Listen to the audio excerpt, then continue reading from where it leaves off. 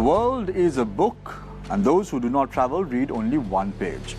Good evening and welcome. This is Face the Nation. We want to open today's discussion with the humble request from all those who are watching us from overseas. Sri Lanka, visit us, experience the Sri Lankan hospitality, and then you will realize there is no land like other than Sri Lanka. It's important to visit Sri Lanka, understand Sri Lanka, and then be with Sri Lankans as we unfold our hospitality towards you. So for those who are watching us from overseas, if you've not visited Sri Lanka yet, this is your opportunity. So tonight, our topic of discussion is rethinking Sri Lankan tourism. Joining us this evening on the show to discuss all this and more, we've invited 6 guests to our studios, including a lady who will talk about how we need to look at Sri Lankan tourism. So joining us this evening on the show are Chandra Wickramasinghe, veteran hotelier; Hareen Fernando, Minister of Tourism; Mr. Prasad Jayasuriya, Director Tourism Planning, Sri Lanka Tourism Development Authority; Chanel Rodrigo, Sri Lanka Tourism YouTube Ambassador, also a travel blogger; Shehan Tahir, content creator, as well as Dilip Mudadenia, Senior Vice President of John Keel's Leisure. To pose questions from our panelists, onto my immediate left is Disal Kapuge. So Disal is with all ammunition ready to pose questions from our panelists. So if you want to join in with the conversation, you can do so by SMSing on the number 076 656 5353. The number once again, 076 656 5353. So let's get the ball rolling today with Chandra Wickramasinghe, veteran hotelier. What are your thoughts on rethinking or reimagining Sri Lankan tourism? Well, first of all, if you see the Sri Lankan evolution of Sri Lankan tourism, 1960s, 70s up to 83 was for me, it's the golden era of tourism. So, and Sri Lanka was sold at a very high price, even more than the Maldives. And after 83, it has gone down with the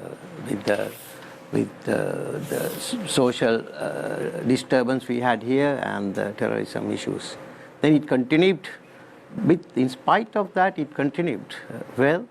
And again up to Southern insurrection, 89, 90, 91. So what happened to tourism is there was for 30 years of war. Then the war is over, 2010 to 2018. That was the honeymoon era of Sri Lanka tourism. Because everybody invested into tourism and it did quite well until the Easter Sunday bomb attack. So now what's happening now is then COVID came in. Now the pattern of travel is being changed, totally changed, and people are looking for different kind of destinations, full of experiences, free individual travels. They don't want to go with big groups. So the traveling style or the trend of travel is being changed now. So this is why we think of to rethinking tourism. There are no big charters coming now, and we are very except certain markets. Certain markets are still based on mass tourism. So I think Sri Lanka should go in my path of my thinking of we should go with our biodiversity and go with our sort of nature-based tourism, where Sri Lanka is one of the biggest hotspots of biodiversity in Asia. If you take flowering trees, amphibians, or birds, or mammals, or reptiles, we are top on the list. So still we are there, but our biodiversity is at a huge risk. So we need to correct these issues. What are the risks for biodiversity? I think pollutants, especially polythene and plastic pollution into Sri Lanka, and a lot of guests are very unhappy about it.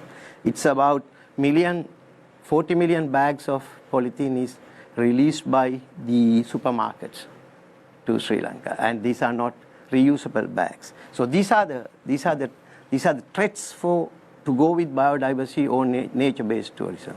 And even our our seas, our oceans also is having huge issues. If you like to see PET bottles, you see thousands and thousands of bottles. I think tourism can't go without a clear and cut environmental policy. And these are not government problems. Who are the polluters are all private sector people. So we have to think of how to address this. And first we have to think of ourselves, whether we are polluting the environment and developing tourism. These two will not go, like terrorism and tourism will not go. Pollution and tourism also will go along. So one have to understand who is polluting, take the measures to stop this type of, at least reduce the pollution. So it is very important. Then even the waste management, these are the topics that tourists are talking at the moment. Waste management is also about 10,000 metric tons. And we are collecting only 3,400 metric tons. So all balance is going to the nature. And everything is site polluted, what do you call, all our waterways. We have 106 rivers and 30,000 lakes. All these things are at a risk. Even the seawater is polluted. So we need to think, new thinking of tourism with the control of course, it's not the government, it's ourselves who are in the business must take this and lead. All right. Thank you very much, Chandra Wickramasinghe, a veteran hotelier. Chandra, this probably is it's a very good opportunity for you to pose your concerns, issues to the minister in charge himself, who's here today, and we could have a good concrete dialogue on how we should take Sri Lanka tourism to the next level. So I now move my attention towards Prasad Jayasuriya, Director Tourism Planning, Sri Lanka Tourism Development Authority. Prasad, what is your view on the topic tonight? Yeah, thank you. I think let me start from where Chandra stopped. I think if you look at the year 2009, where we saw the end of the war, we had about 450,000 tourists in the country, and over the next 9 years, by 2018, it went up to 2.3 million. So that is where there was a lot of demand, and there were a lot of people who came into the industry to meet that demand with a lot of accommodation sector facilities. But I think that is where, to a great extent, that as the regulatory body from Sri Lanka Tourism Development Authority's point of view, the so-called informal sector created. Now, if you look at the number of rooms available in the country today, we have about 50,000 rooms which are registered with SLTDA, partnered with SLTDA, and we have about another 30 to 35,000 who are not partnered with SLTDA. So when it comes to quality tourism, when we are talking about maintaining standards of tourism, that can create problems. But of course, they have given the industry the much needed room facilities when the demand was there. But I think if you look at the three disasters we went through, starting from Easter Sunday attack to the COVID and then to the so-called economic crisis, that gave us some kind of a breathing space to look back at the industry and to see what things we must do differently. And that is where I think today's topic, rethinking tourism, is very handy, because I think, as Chandra said, the COVID, which got the entire tourism global industry into a halt in a matter of few months, has given us an opportunity to rethink, and the tourism entirely, the patterns, the tourists that have traveled have changed. Now, if you look back at the 2018 numbers, out of the 2.3 million tourists, probably 30 to 35% of them were repeat travelers. But I don't know, with the current scenario that globally other countries are also going through, whether we can get the same travelers to come back to the country again. So I think it's important that we look for new market segments, and identify correctly what are these segments looking for. So I think we are a country blessed with a lot of natural resources. I mean, you can name so many things that most of the other countries who are doing well in the industry are not having. We can boast of the ancient kingdoms, cities. Arguably, the Angampara is the world's most oldest martial arts systems. We can talk about the first hospital in Mihintale. All these are there, but with all these resources, I think we are still an average player in the global tourism market. We should get into the next level. To go there, I think we need to concentrate on three things if you're looking at rethinking tourism. Of course, we shouldn't, there's no need for us to look at and copy countries like Singapore, where they have only very limited natural resources, where they use high tech to give an experience. But we should use technology, knowing that today's generation is not the travelers we used to have in the 1950s, 60s, and 70s. So we need to bring in technology, but at the right level for the right purpose. Secondly, we have a lot of lesser known attractions, but we need to develop products through that, experiences through that, using innovativeness, creativity, and bringing in all that to develop. We shouldn't be in a hurry, but at least we should come up with world standard products. And thirdly, looking at the global warming, climate changes, over tourism, all these problems, as Chandra said, it is right time we look at clean, green, and responsible tourism. So, Prasad, if I may interject there. An individual in the caliber of Chandra could speak about these programs that need to be implemented.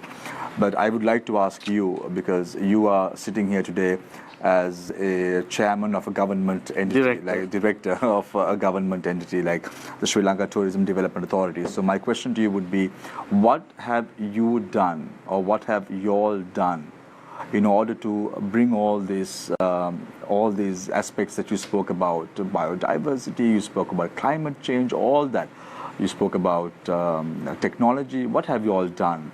We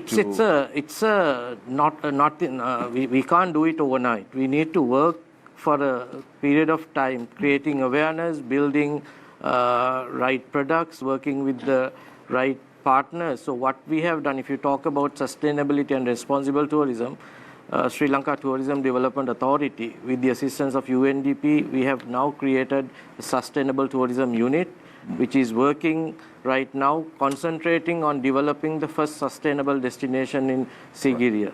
So it's not an easy job because there are a lot of stakeholders. Okay. So we'll get back to you also, Prasad, momentarily as we go along. Before I come to Chanel, Shehan, and then the minister himself, I want to pick Dilip's brain on our topic tonight. Dilip is the Vice President, Senior Vice President of John Keel's Leisure. Your time starts now. Yeah, thank you for inviting me. I'd like to give a different perspective into this. So why we are discussing today is about reimagining tourism. The question is, why do we have to reimagine if it has already been imagined?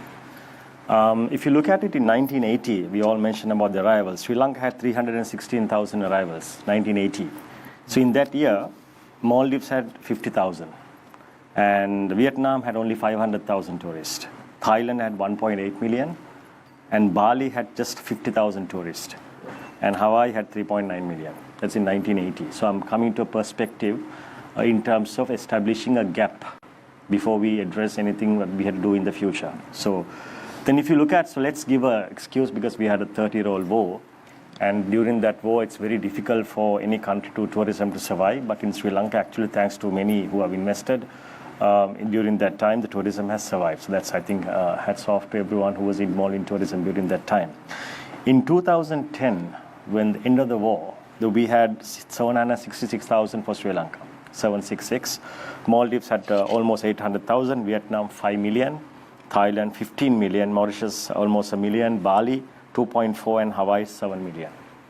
Let's look at 8 years later. Why I say 8 years? Because that's the year that 2019 we had the East attack.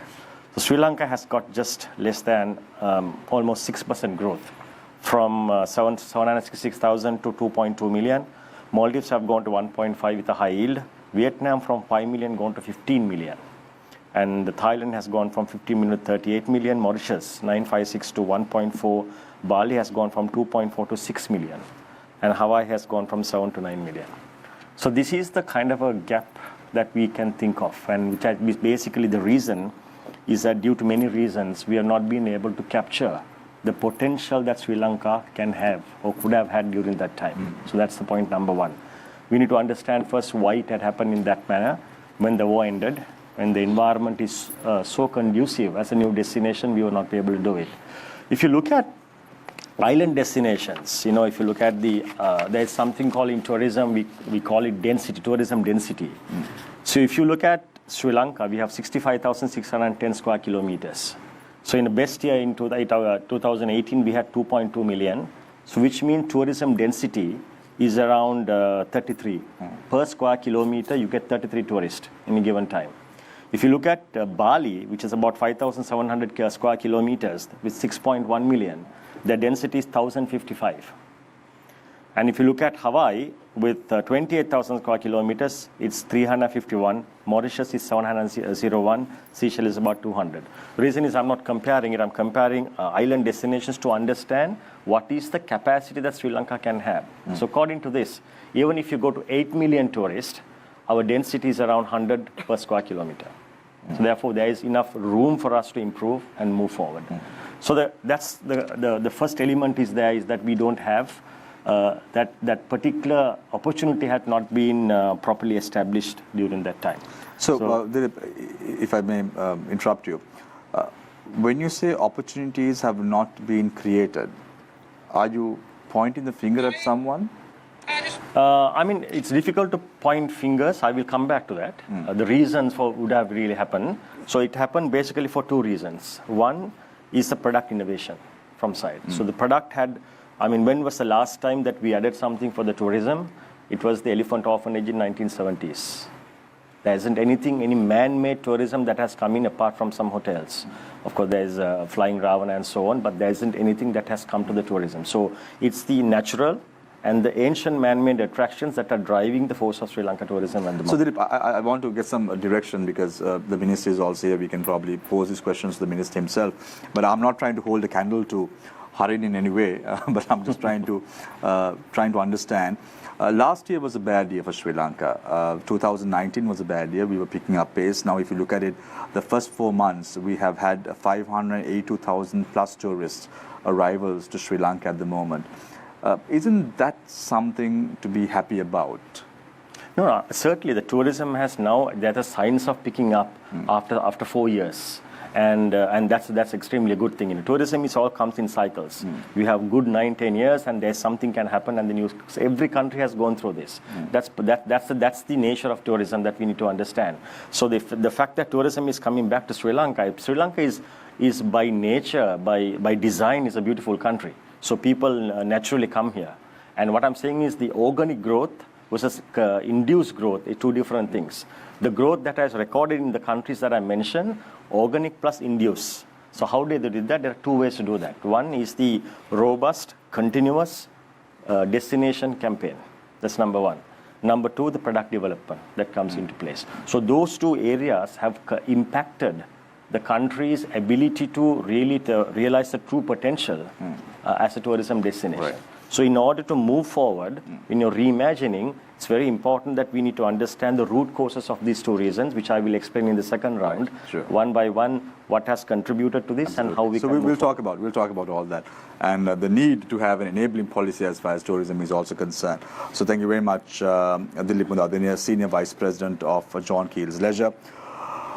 Again, before I come to the minister yet, I want to give the minister the final opportunity, the final baton in the first round to respond to the problems that are being brought forward by the other panelists as well, and then give his own remarks about our topic tonight. So Chanel Rodrigo is Sri Lanka Tourism YouTube Ambassador as well as a travel blogger. Chanel, how do you view Sri Lankan tourism at this moment of time? So I think perspective is stemming entirely from our time on the ground traveling, which we have been doing for the past 5 years? 5 years, yeah. 5 years. And I think when it comes to rethinking tourism, this is actually a bit controversial to say, but I would say maybe COVID might have been a blessing in disguise for Sri Lanka, because the pace that we were growing at, it was not sustainable. And if we had continued, well, we would have not been prepared to handle the amount of people that were going to come in. And the future that I saw at that time was us ending up looking like Bali, which is actually not desirable at all. If you look at Bali now, the environment is almost completely ruined. I mean, you'll see beautiful videos, but when you actually go there, there's garbage on the side of the road. Their water system is completely polluted, and that's because they're a small island. So we share some similarities between. We are a bigger island, but our nature and everything has a bit more of a similarity. So we can learn from that and understand that from what we have spoken to tourists and travelers on the ground, the thing that entices people and attracts them to come to Sri Lanka is the nature. So by default, a blessing that we have is our greatest attraction is already there and gifted to us. So I think our only job not only, but one of the main jobs is to preserve it while developing tourism. So developing tourism doesn't really mean that we have to lose the environment. If we understand how important the environment is and our nature is, like Chandra said, by protecting our oceans, by protecting our nature and our wildlife, we're actually creating this pristine, lush environment that is diminishing all around the world. Because of industrialization and countries growing, people will pay extra over time to visit a country that has been preserved in its most natural state. And I think recently we visited this property called Ulpota, and you'd be surprised how much people, foreigners, are willing to pay to go and stay here for 2 weeks just to live in mud huts without any electricity and walk barefoot all around the island and bathe in a freshwater tank. Right? That's what people want to pay and come for, not a piece of dirt inside, pure, pristine Sri Lankan nature. And I think if we don't understand this very quickly and also share it with the stakeholders at every level, especially like the far-reaching ones, it is so important to educate them that this is our biggest asset. And then moving forward from there would probably be, in my opinion, the best way forward. Chanel, you all came into the scene in 2019, I think, which was probably one of the most difficult times as far as tourism is concerned. And you all went overseas, came back to Sri Lanka, did a couple of videos, and then you all became a hit. How important is it for those who are watching us tonight from overseas? Give them a message. I don't want to wait until the last minute, but I just want to ask you, if you are to give a message to them to come and visit Sri Lanka, what would that message be? This is to not just Sri Lankans abroad, anybody. Anyone. Honestly, I would say things change really fast. So my secret advice to any friends who want to travel here is always come now. Because you don't know what Sri Lanka is going to look like in 10 years. It's very, in my opinion, volatile. And it's very at a critical stage we are at now. And if we don't tackle the direction that we go in carefully, it could go really badly. We could lose a lot of the wonders that we have, I think, in my personal opinion. So I always tell people, come now. Come now. Yeah. Thank you very much, Chanel Rodrigo, Sri Lanka Tourism YouTube Ambassador as well as travel blogger. I now move attention towards Shehan Tahir, content creator. Shen, what are your thoughts on this topic tonight, rethinking Sri Lankan tourism? Yes, definitely. First of all, thank you so much for having us. I think the fact that having creators such as ourselves also come to this table to be able to discuss is a very progressive step. Shows that we are actually thinking about all stakeholders right around. In terms of rethinking tourism, I echo the same thoughts as most of the other gentlemen here shared. But to talk more on what Chanel said, one thing we realized is, yes, what we have here is a gold mine. Not as far as even the pandemic, I would say, even because of the war. If you look at the other countries around the region, people don't talk about the North and the East. We have an untouched entire region that can be changed into whatever we want and created into any sort of thing we have. And at the same time, we've learned from what I would think are our mistakes on the South Coast. We let that sort of develop just at a rapid pace, not really thinking too much about the implications that would be. And we've seen how, those days it was Unawatuna, then Gaul, now it's going further down and down, and there's not much policy in towards how we're going to develop these regions. And what I think is that going forward, we still have half the country to develop in terms of a tourism product. And it is very important that we understand the mistakes we've made. And then from there, look at what is the most optimal way for us as a nation, considering, a lot of factors have changed just from last year to this year. The technological advancements in the world, the consumer is not going to be the same consumer we were looking for in the last 30, 40 years. The consumer of the next 10 years will most probably have a lot more disposable income, far less people of that, but there'll be more people who have disposable income and far more people who are looking for experiences, So we need to think about how are we positioning ourselves for that. We are a land that has experiences in every corner, and how we sort of look to promote that, look to nurture that, look to encourage more of our stakeholders to start looking at that model. Don't go out and just get a loan and go and build a bunch of rooms and put that on Airbnb. Instead, think of how you can cook a meal for a bunch of people, There are so many more things going on, and I think sadly what we saw was 2018-19 when we were going around, everyone was like, tourism is very good. I mortgage this and I'm setting this up because I'm expecting more tourists to come. And obviously our investment has been very high. Experiences don't necessarily require too much of an investment, you know. And that's what I think is the way forward. Really interested in finding out how we... Of course, Shahan, don't worry. You have more time on the show tonight to express your views and bring your concerns out. I now move to the Minister himself, Harin Fernando, Minister of Tourism. A lot on your plate. You don't have to necessarily speak or respond to all the problems that was highlighted, but give us an opinion with regard to your approach to the topic at hand today.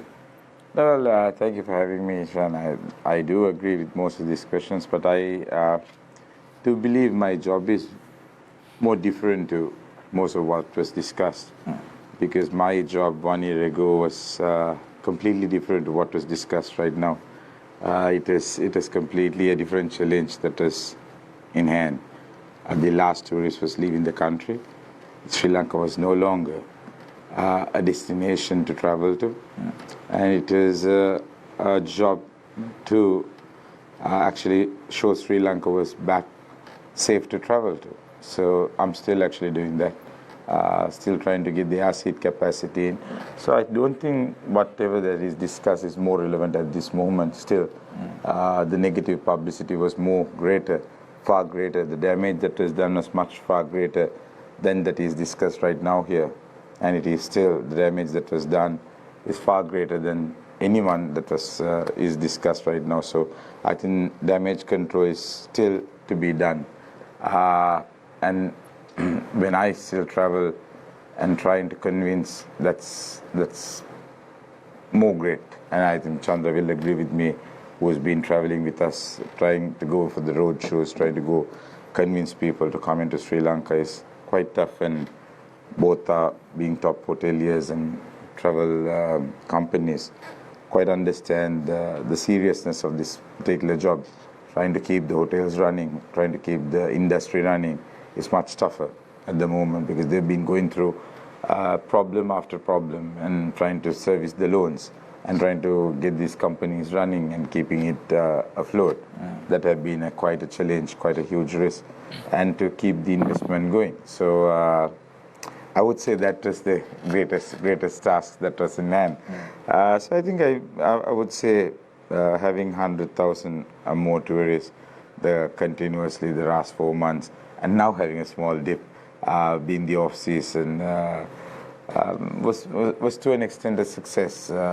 But looking at new markets like that was discussed, and having good feedback, having a lot of positive feedback, having inquiries into the off season, looks quite positive so far. So I think working with the industry, making the facilitation, which is what the government should be doing, not engaging in business, is what Sri Lanka tourism should be doing.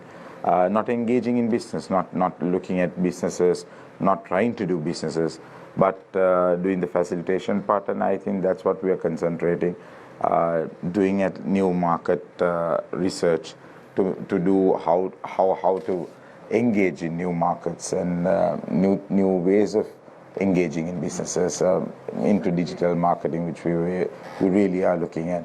I mean, currently, if we look at I mean, I don't know whether Chandra will agree with me, but the FIT market is really picking up. I mean, people are now not in the traditional way. I mean,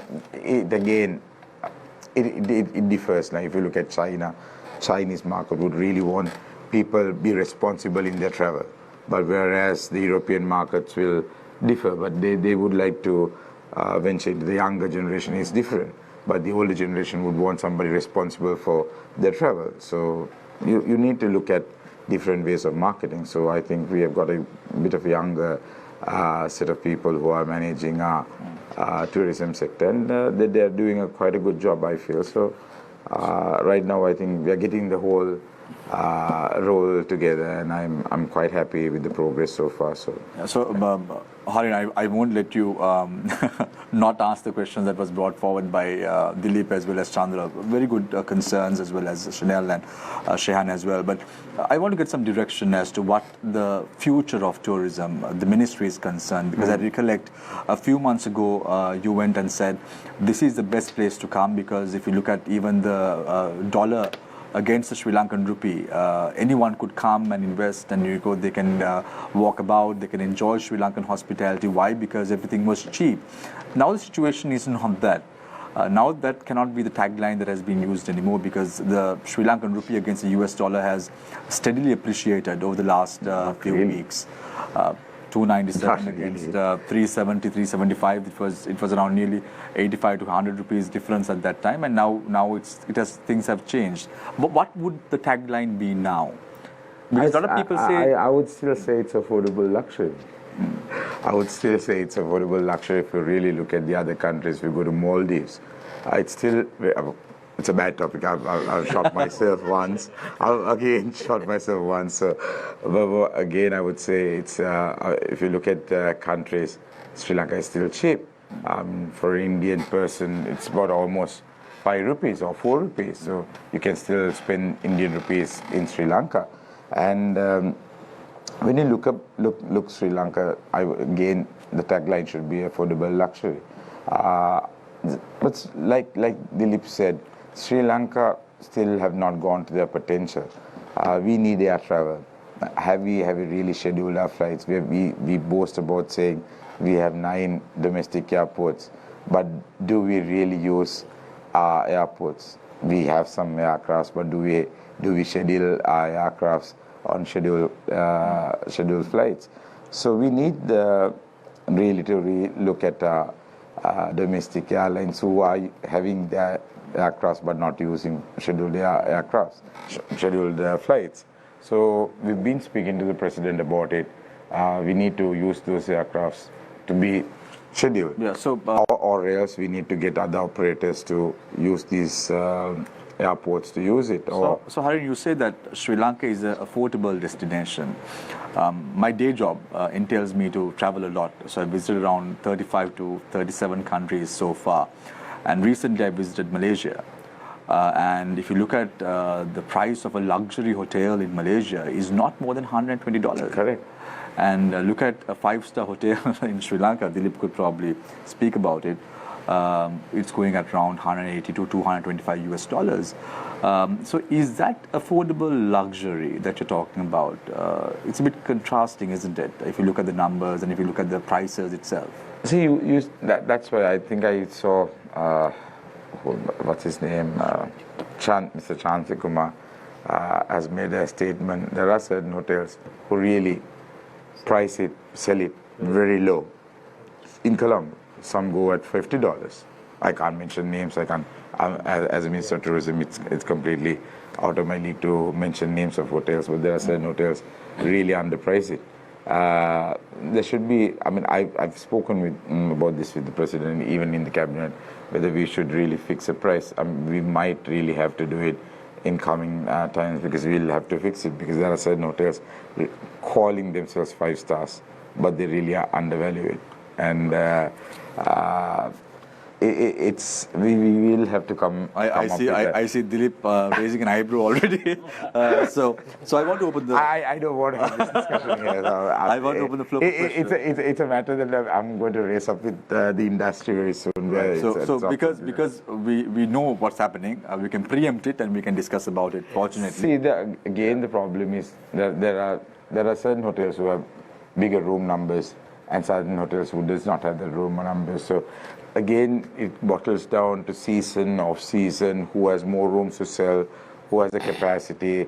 I don't think that's something that we should be discussing here, but then it's an certain, I think again, the planning of SLTDA who has to come bring in about the policy. It's about policy again.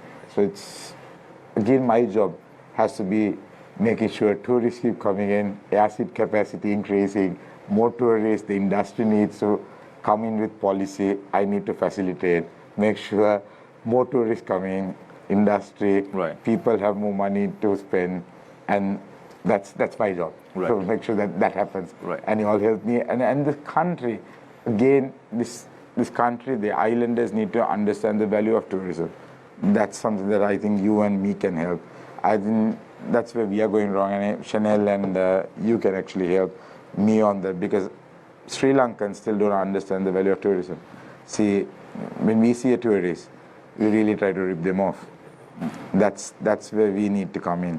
That's where we need to help. People need to really realize, tuk-tuk drivers especially, we need to understand the value of a tourist. We need to not really rip them off. I mean, we see quite a lot of problems the last couple of months that we saw people being ripping people off. There were a lot of rape issues.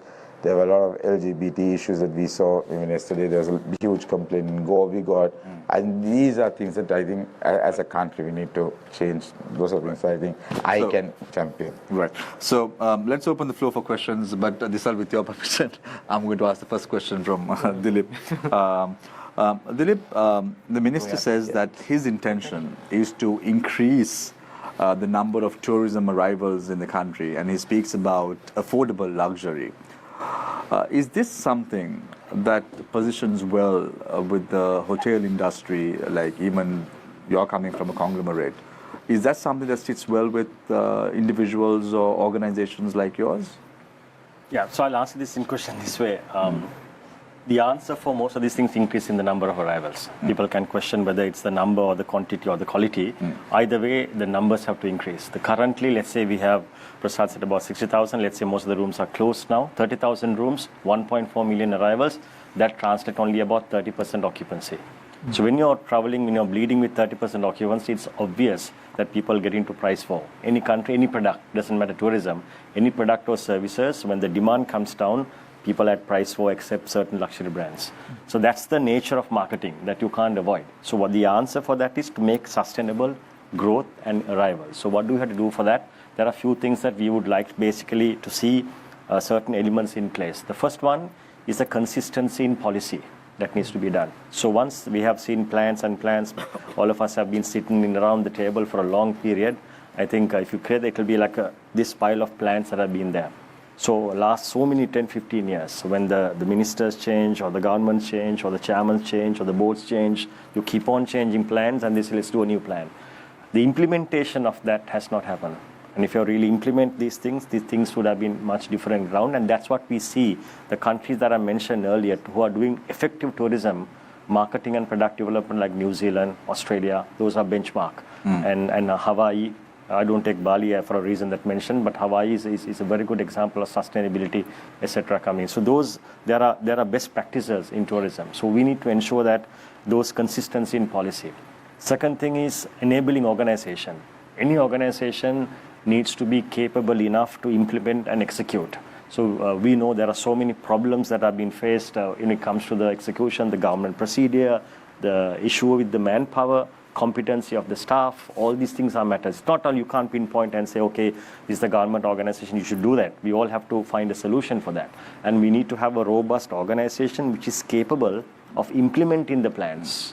Otherwise, whatever we discuss is not going to happen. So, Chandra, do you also agree with the fact that Dilip points out plans have been put across, and if you speak about plans, the plans are going to be up to at least up to this much as far as whatever has happened over the last few years are concerned.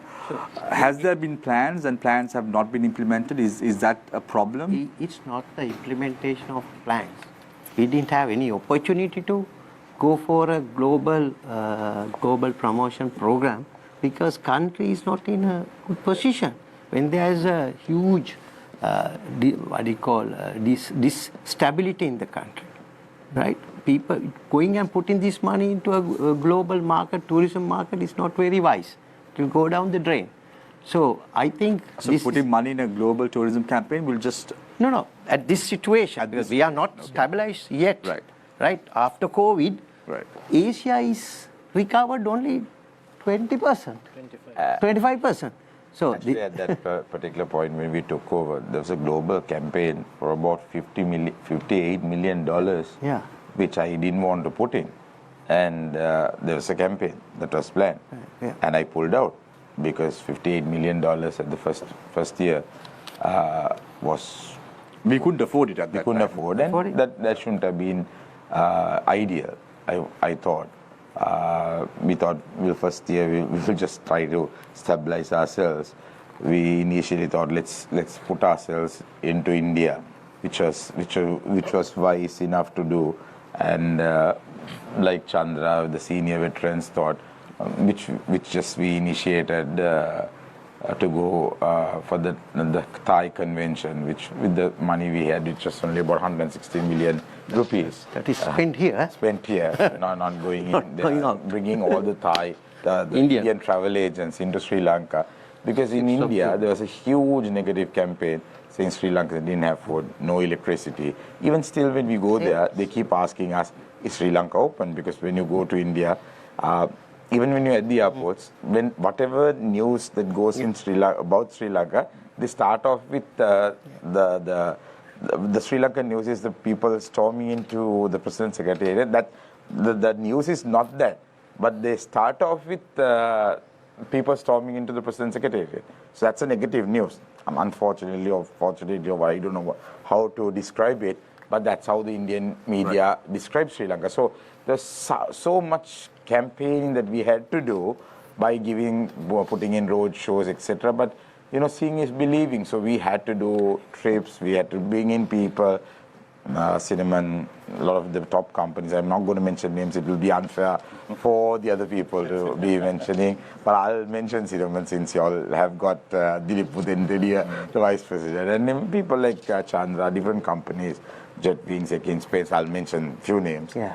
They've bought in companies, influencers, etc., programs, and just try to campaign, in their own capacity.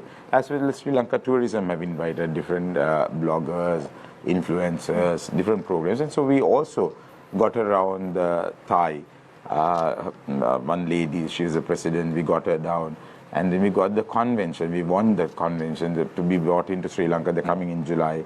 So that would be a huge boost. So all the top people will be here. The MICE convention was here, the expo in Sri Lanka. So we went into India. So we went into China. We were just trying to work. Minister, on that point, I'd like to ask you now. If you don't mind, that's the two biggest companies, countries at least. I'll just go for a short commercial break and just want to come back because we have some logistical issues to be sorted out in a few minutes. So we're going for a short commercial break. Stay connected, stay with Face the Nation. We will be right back.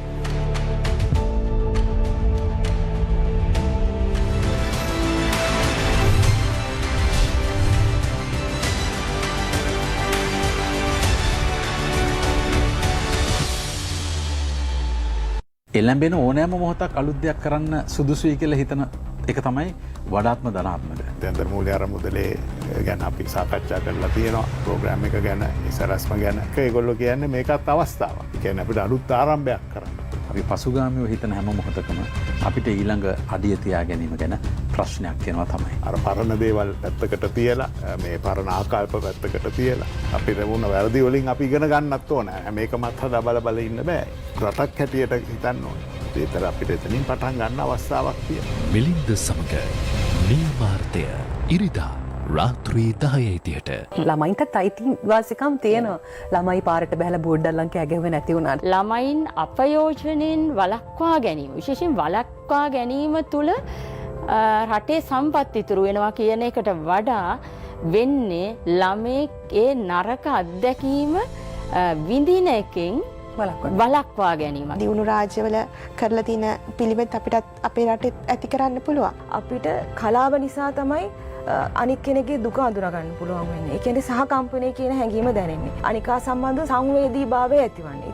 විටින් විට ඇහෙන ප්‍රවෘත්ති වලින් ඒ වගේම අපි දකින දේවල් වලින් නිරීක්ෂණය වෙන්නේ ළමයි ගොඩක් වෙලාවට මේ තර්කකාරී ලෝකයේත් එක්ක මේ කලාව සමග තියෙන බැඳීම සහ සාහිත්‍යයට යොමු වීම අඩු වෙලා තියෙනවා. අපිට ඕනේ හොඳ දක්ෂ සේවකයෝ.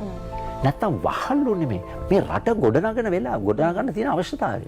රට ගොඩනගන්න තියෙන අවසන් අවස්ථාව කියලා. ඔව් එතකොට කියන්නේ. ඔව් ජාතික මෙහෙවර සතියේ දිනවල උදෑසන 10:00ට TV1 ඔස්සේ.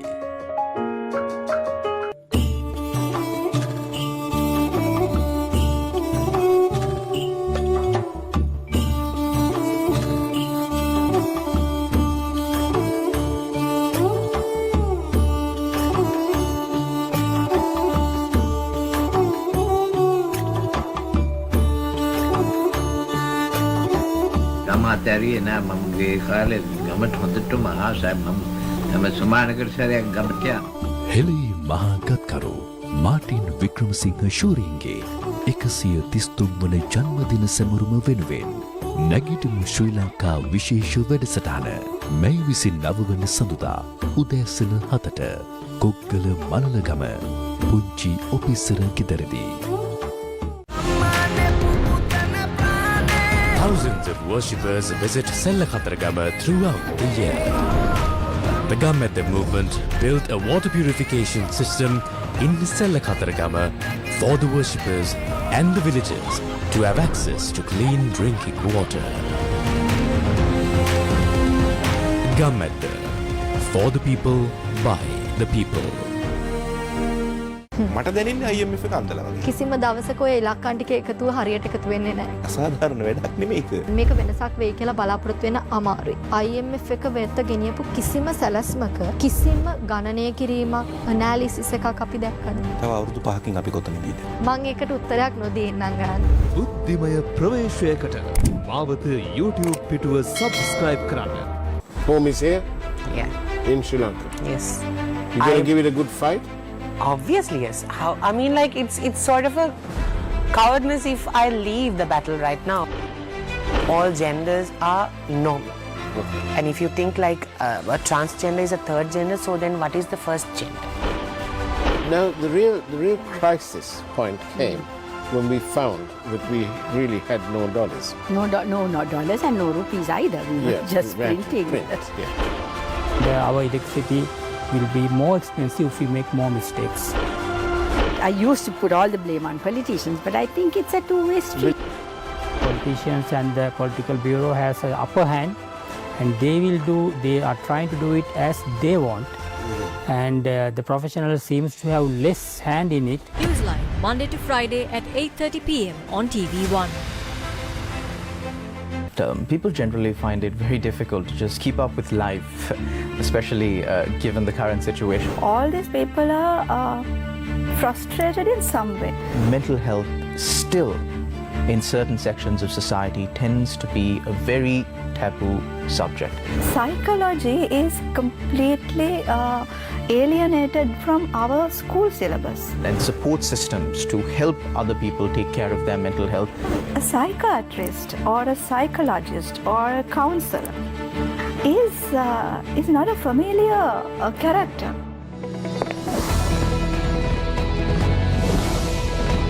The People's Platform every Monday and Friday at 7:30 p.m. on TV1. ඇයි අපිට 17 වෙනි වතාවටත් IMF එක දිහා බලන් ඉන්න සිද්ධ වුනේ? ඔක්කොම කොන්දේසි යට ගහලා හංගලා කොටසක් ගත්තට පස්සේ තමයි කොන්දේසි ටික එළියට දැම්මේ. ඔබතුමියලා තෝරගෙන නැද්ද මෙන්න මේ වැනි ආකෘතියක් තමයි මේ රට ඉස්සරහට යන්න තියෙන්නේ කියලා? මම දකින්නේ ලොකු වරදක් තමයි රට ගොඩ නැංවීම කියන කාරණාවෙදී ලංකාවට ජාතික ප්‍රතිපත්තියක් නොමැති. අතන දැන් ඒ ජේවිප් එකට තිබ්බයි කිව්වේ රැල්ල නැති වෙලාද? දැන් අපිට කරන්න වෙන්නේ මැතිවරණයක් දෙන්නේ නැත්නම් මැතිවරණයක් අපිට ගන්න වෙනවා. ඡන්දෙට ගියාට පස්සේ වැඩිපුරම ඡන්දේ දාන්න යන්නේ මේ අපේ කාන්තා ඡන්දදායිකාව. සටන සඳුදා රාත්‍රී 9:30ට. මේ රටට ආවා ආයෝජකයෝ. ඒ ආයෝජකෙට කවුද ගහලා එළවුවේ? මහජනයා ඉන්නේ විදුලි බිල වැඩි කරලා බදු බර වැඩි වෙලා ජීවත් වෙන්න බැරි වෙලා පහත් අනාථ වෙලා. ඔයාගේ බලයට වඩා ජනතා බලය විශාලයි.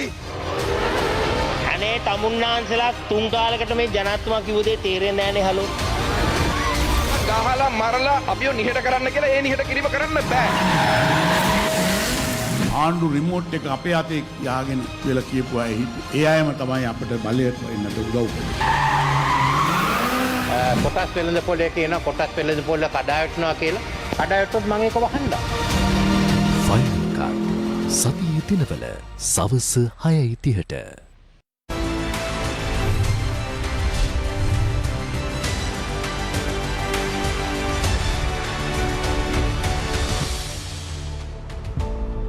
Welcome back. This is Face the Nation. I want to give an opportunity to Disal to pose a question, but Disal, 1 minute if you don't mind, please. Dilip, do you agree with Minister Harin Fernando when he says that right now the priority is to increase the numbers? Right now, what he has to focus is about the fact that go for road shows, attract tourist arrivals, and he says that the ministry itself has done a lot of work in terms of tourism, and he says that last year was a tough year, and then he says that there is a significant improvement this year as well. What are your thoughts on this? Yeah, I need 4 minutes on this. Yeah. So I think, fully agree with the Honourable Minister. I mean, a lot of work has been going on, so we fully support you. There's a constant dialogue between the private and public sector, which should be the case, and things are, getting implemented.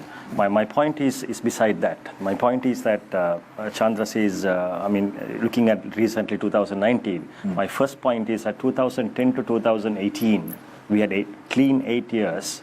Whether we have done enough, and if you look at cumulative growth, it's a single-digit growth that we have got, and that number cannot be denied compared to the other destinations. So we have not enhanced the best during that time. So the reason for that I mentioned, 3-4 reasons that I mentioned: the continuity of policies, the importance of the robust organization which has the ability to implement the plans. There are several plans around it, and also with regards to certain other marketing strategies. The first thing is important is destination marketing strategy. It's a science. It's not just come and say, okay, we'll put few things and road shows, etc. There has to be a consistency of it. The destinations who have continuously implemented destination marketing strategies have seen less impact in terms of volatility. Destinations who haven't invested in the destination a lot has a severe impact when there are things happening. That's why, for example, countries like Thailand, they bounce back very quickly. Even if there's a bomb goes on tomorrow in New York, the chances of you not going to New York will be very less. Even if the same bomb happening in Pakistan or even in Colombo, the impact is much larger. The reason is the positive equity on the destination is less in certain destinations because that has not been invested in communication, etc. In certain destinations, the destination equity is higher, and as a result, they get a higher margin. For example, in order to convert a tourist, a destination like Thailand, what they have to invest is around $7 to $8 per person conversion. New destinations will have to go to $50, $60, maybe $100 in that continuous planning. So what we wanted is... I don't disagree with you. Yeah, no, I'm I would disagree with you, but I'm just a bit surprised why you say that, because I don't think I was a part of this, but you were actually a part of all the period in that industry. You were leading. You were leading it. Not after 2010. No, even after 2010. Not a complaint. I would like to say my tongue because I talk to you all the time.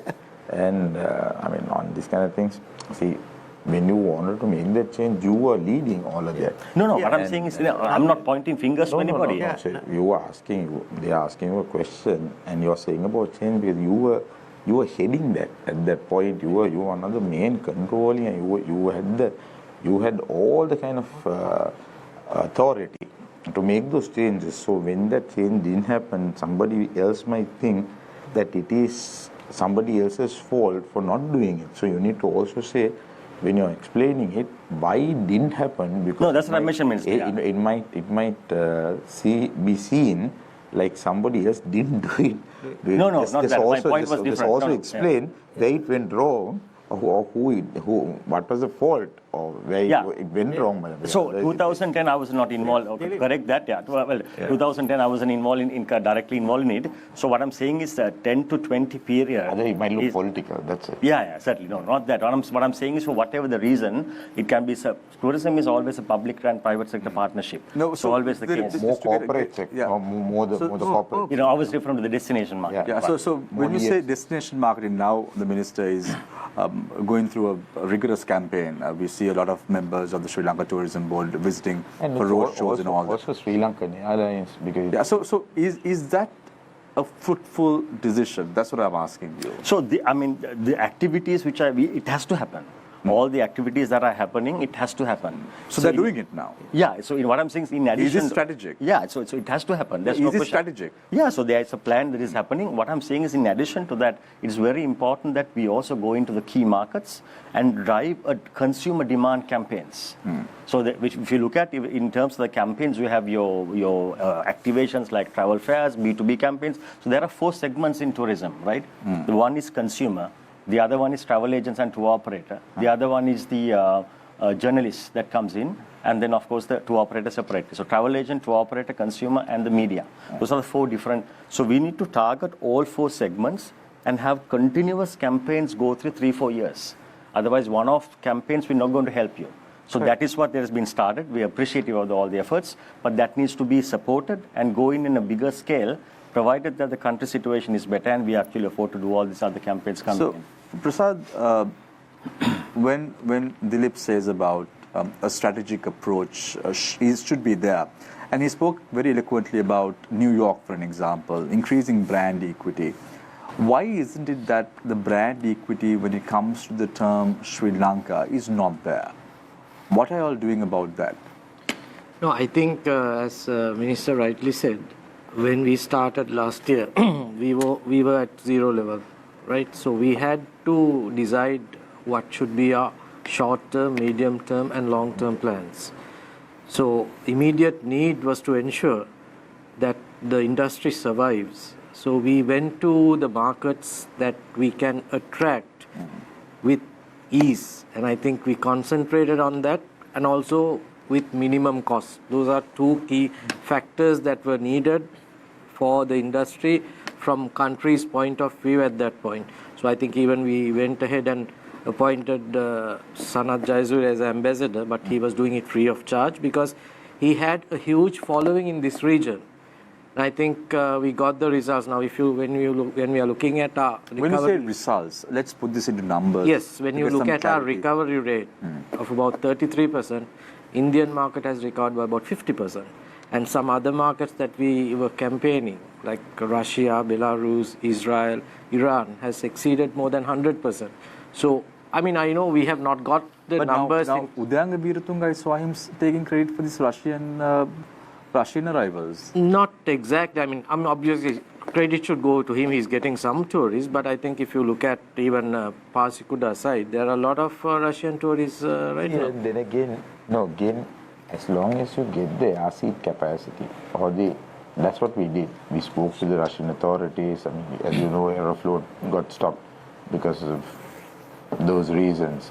And then when we spoke with the Russian authorities and got it back going, it started to flow in. And I mean, credit is due to someone for getting it back. I mean, credit is due. We need to be giving it to that person. I mean, he wants to go and take it extremely. Let him have it. I mean, I never tried to stop it.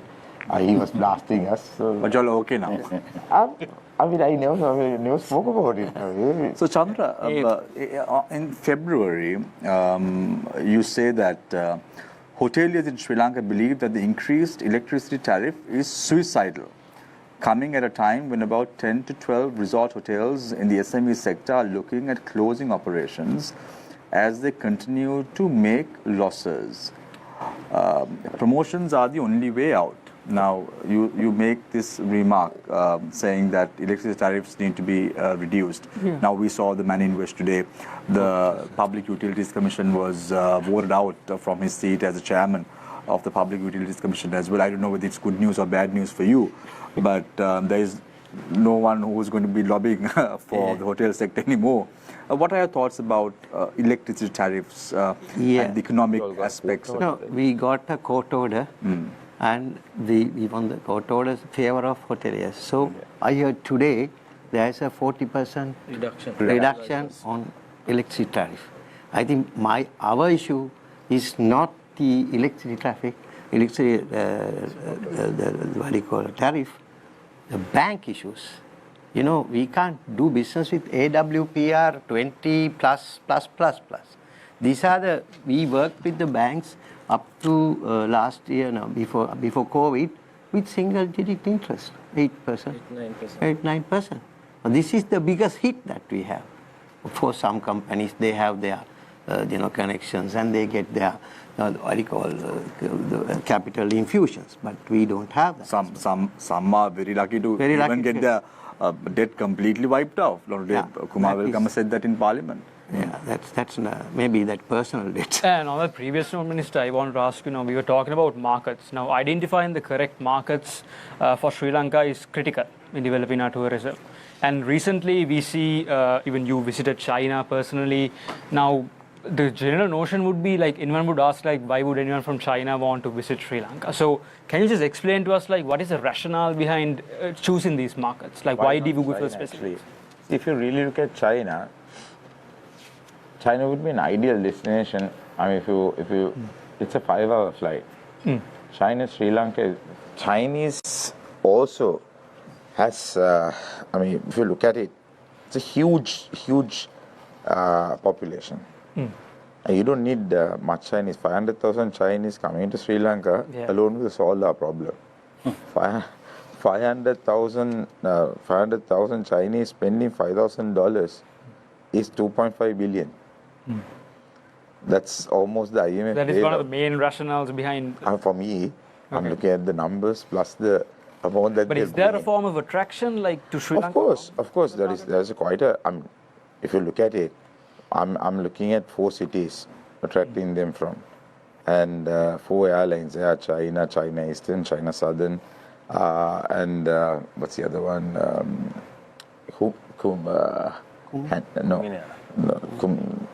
One more airline. So we've spoken with all of the 4 airlines, and all of the 4 have agreed to fly into Sri Lanka.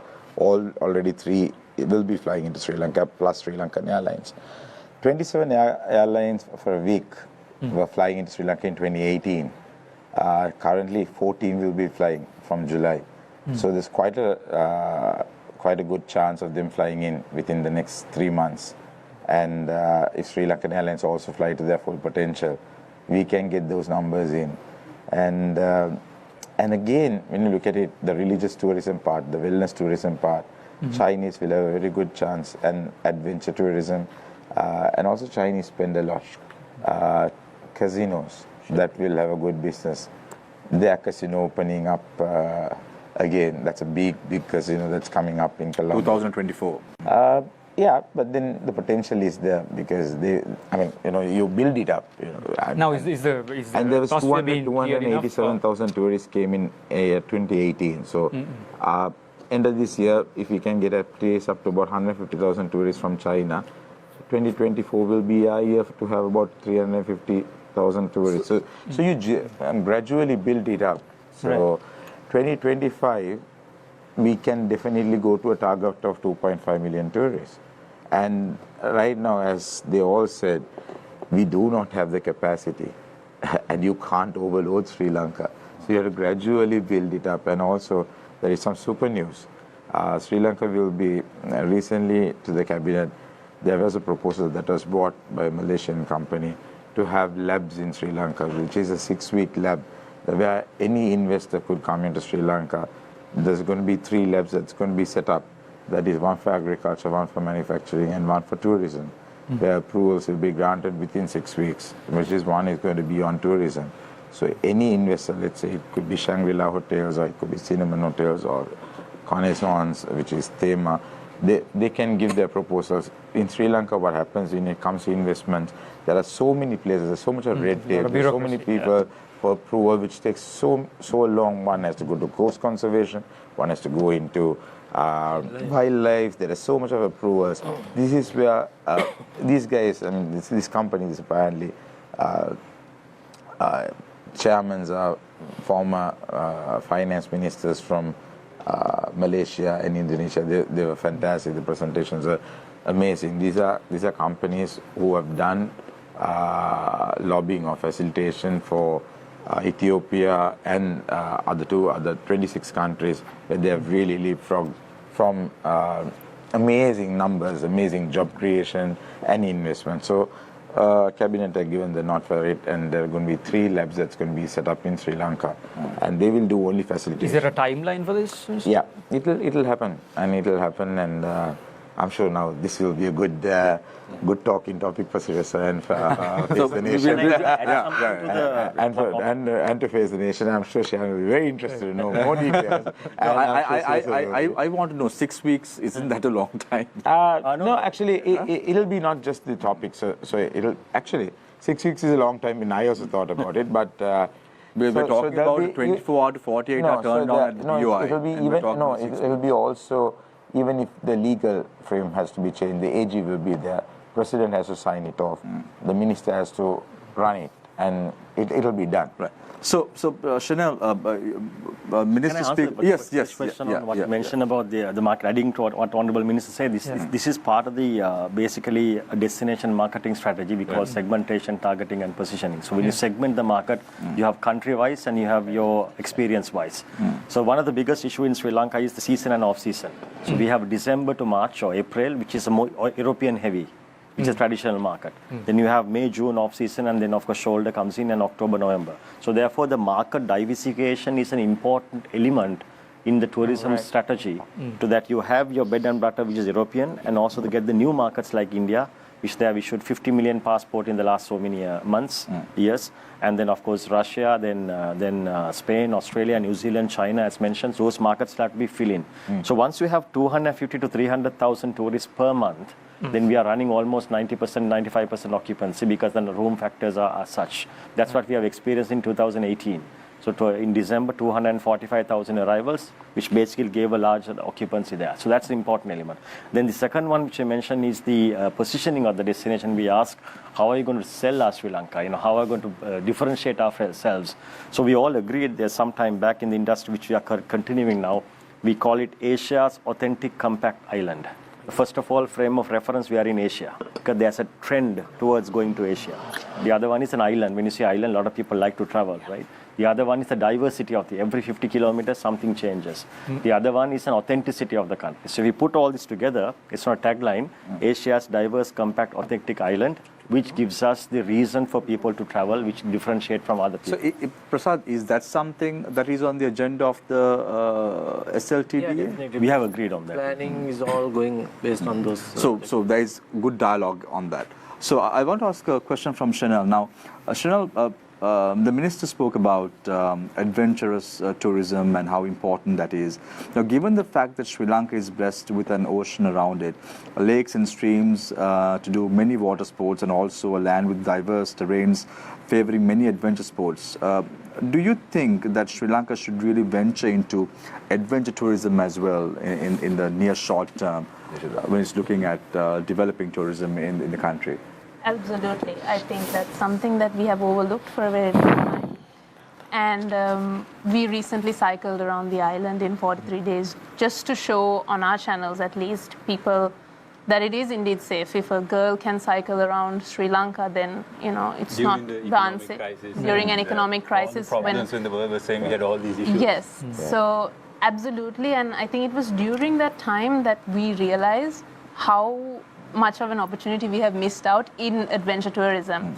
And I think while we were on the trip, I had a few UK travelers who messaged me and said they're cyclists, that they've traveled South America for 15 months, and they didn't think it was possible to travel Sri Lanka, but after watching our stories, they decided to bring their bicycles and come. And I followed his journey, and he's had an amazing journey interacting with people on like a very close level.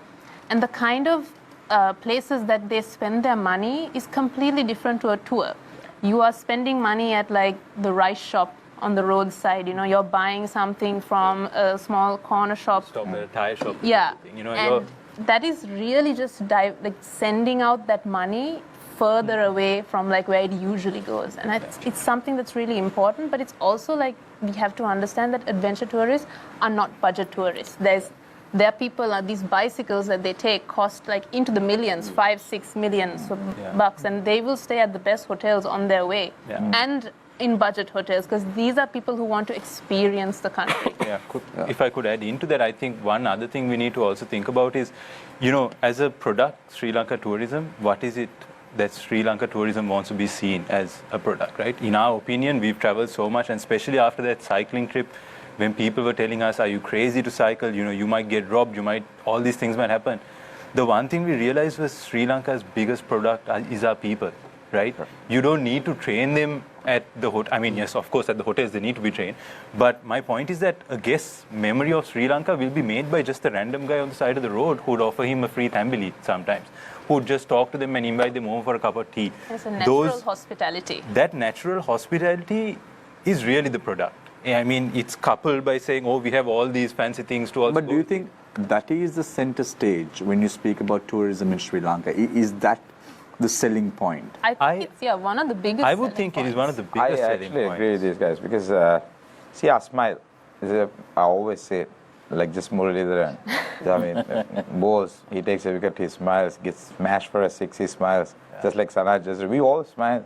I mean, we lose, we smile. We win, we smile. You know, Sri Lankans have that hospitality. It's one of the greatest, I think, strengths we have as Sri Lankans. And if you really look at it, in COVID time, lots of tourists weren't able to go back, and Allah, for once, I mean, there's so many people who kept them back, and that warmth people keeps talking about, and I believe, whenever we go on these places in India, when we speak about it as countrymen, and we spoke about Sri Lanka, it came out even from us, honestly, about some passion. Every one of us who went on those tours spoke with that passion. And when Chandra bought those French girls, I mean, they saw it when they were running in that adventures, how the people on the estates were treating them. And when I went and met those girls, and they had so much love for Sri Lanka. There's no question about the fact that we are all truly Sri Lankan ambassadors when we are staying in Sri Lanka. Also, I just want to add on to one thing. Sri Lanka is a beautiful place when it looks. I don't think we realize we are surrounded by water. How many of us do water sports? How many of us on this table do water sports? How many of us do diving? I don't do it. I mean, to be honest, I'm ashamed. I mean, we don't do diving. I mean, I can swim actually. I mean, that's a rare thing. Many of us can't swim. No, I can swim. I can swim. I went to a good school, which has swimming. On that point, you speak about three-wheelers ripping off tourists. Now, we have a question from one of our viewers. The minister is talking about three-wheelers ripping off tourists, but the government is ripping off tourists with exorbitant rates at sites. For example, Botanical Gardens was raised to 3,000 rupees per head, effective July. Is it really worth paying that much to visit a botanical garden? Can I actually, I get this so often. Can you just divide it by 300 rupees? How much is it? $10. How much is it? I mean, it's $8-9. How much is it actually? $10. I think the answer for that is basically, as Honorable Minister said, the local rates are subsidized rates. So the cost has been absorbed by the government. So therefore, when you go to some of these places, then even in other countries the rates are high. So therefore, the correct price has been imposed for the tourist. So, see, again, what we do wrong is we tell the tourists, "Oh, they're ripping you off," but they bring the dollar. It's our own guides who do this. They say Tambiligediya, they go and say, "Oh, don't buy it in the hotel. That's a tourist rate," and they say, "No, buy it from the shop. They're ripping you off. Don't buy it here." And he'll cut the Tambiligediya, and they say again the whole concept. They're getting it wrong. So there is a base price. So, Minister, I want to, with your permission, of course, I want to drag towards Dilip now. Dilip initially spoke about some good numbers. Once again, Roshan. Again, it's about our currency depreciating. Right. See, when it was 167, it was okay. When it fell to 300, that's where the whole disparity happened. So there was a big difference. So people don't really understand, and it was not really increasing to a bad difference. And honestly, it is not the tourism ministry who did it also. Unfortunately, we are getting blamed. It was the wildlife, or it doesn't come under. Okay, botanical gardens come under us, I think. Yeah, it comes under us. Yeah. But the other places are not coming under us. So 1979. Now Dilip brings up a very important point in his opening remarks, saying, since 1979 we've not had a tourist attraction. The last time we had a tourist attraction was in 1979. But again, it is not our job to do I will. that. Yeah, I will. So I want to give an opportunity to Dilip. So let's take this conversation very constructively, Minister. For you also, sometimes you get a little bit angry. But today don't get angry because today we are going to have a constructive dialogue. I remember that. Of course, I remember that. I thought you will that was walk political. out of the political debate too. But I want to make this a very constructive dialogue. I want Dilip to get a little bit of cognizant to make us, when you say 1970, that's a long time. Yeah, Dilip, you were saying. So the reason is that, as I mentioned, our tourism was stagnated from 1980 for various 30-year-old war, and the 381,000 did not reach up to the even 500,000. And you bring in a lot of good numbers, Dilip. Yeah. Why don't you tell us? So basically, so the minister will understand much. So more basically, in that context, if you look at for a day, how many tourists that you have in the entire country, it's not even 10,000. And they are spread all around. So if commercially viable projects to be brought in, there are 4 A's in tourism. This is called attractions. It's basically not viable. So that's one of the reasons that did not happen. And from the private sector perspective, there are no large museums or any kind of aquariums that comes in, any other activities, etc. So people didn't see the commercial viability of investing because it was not the case, other than the hotels. So accommodation was there, accessibility was there, attractions was part of it, but the amenities and the man-made attractions did not come in. So that's one of the reasons. So it's a chicken and egg situation. So the numbers goes up to 2 to 3 to 4, 5, 6 million. You will see these things will come in.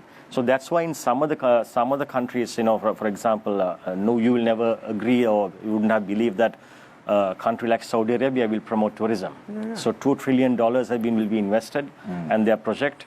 And 500 billion is that project that King's son is going to do that. And they are now had 3 months back, they had a rave party, music tourism. Unbelievable how they have transformed from what it was. So I recollect, Minister, in 2007, when I was a budding journalist at that time, I happened to interview the Minister of Tourism of Malaysia. That was the time that Malaysia launched its campaign, The Miracle of Asia. And look at where Malaysia is now, and look at where Sri Lanka is now. Malaysia was coming to Sri Lanka to promote Malaysian tourism. And look at where we are now. Why are we in this situation right now? Isn't it politicians who should be blamed? Or isn't it the bureaucrats who should be blamed? The finance minister of Malaysia was giving us a speech recently in the cabinet and was telling us how they changed.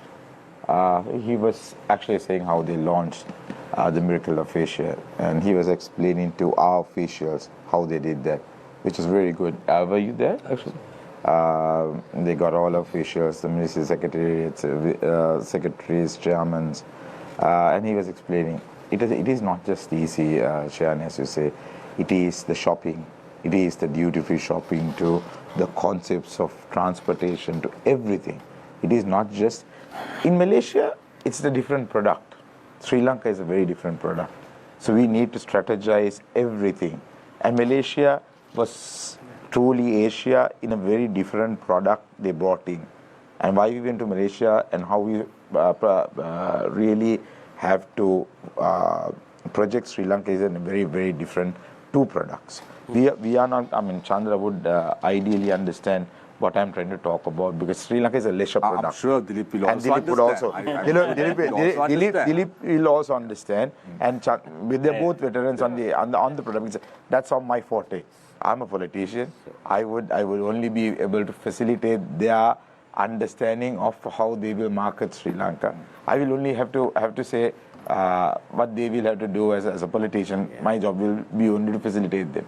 But I understand what that politician who told us, who gave us their story, because our products are very different. So I would not agree Malaysia did that and how Sri Lanka should be doing this. 1979 was the last time. No, but yes, that's very different. I have answer to Dilip's one, right?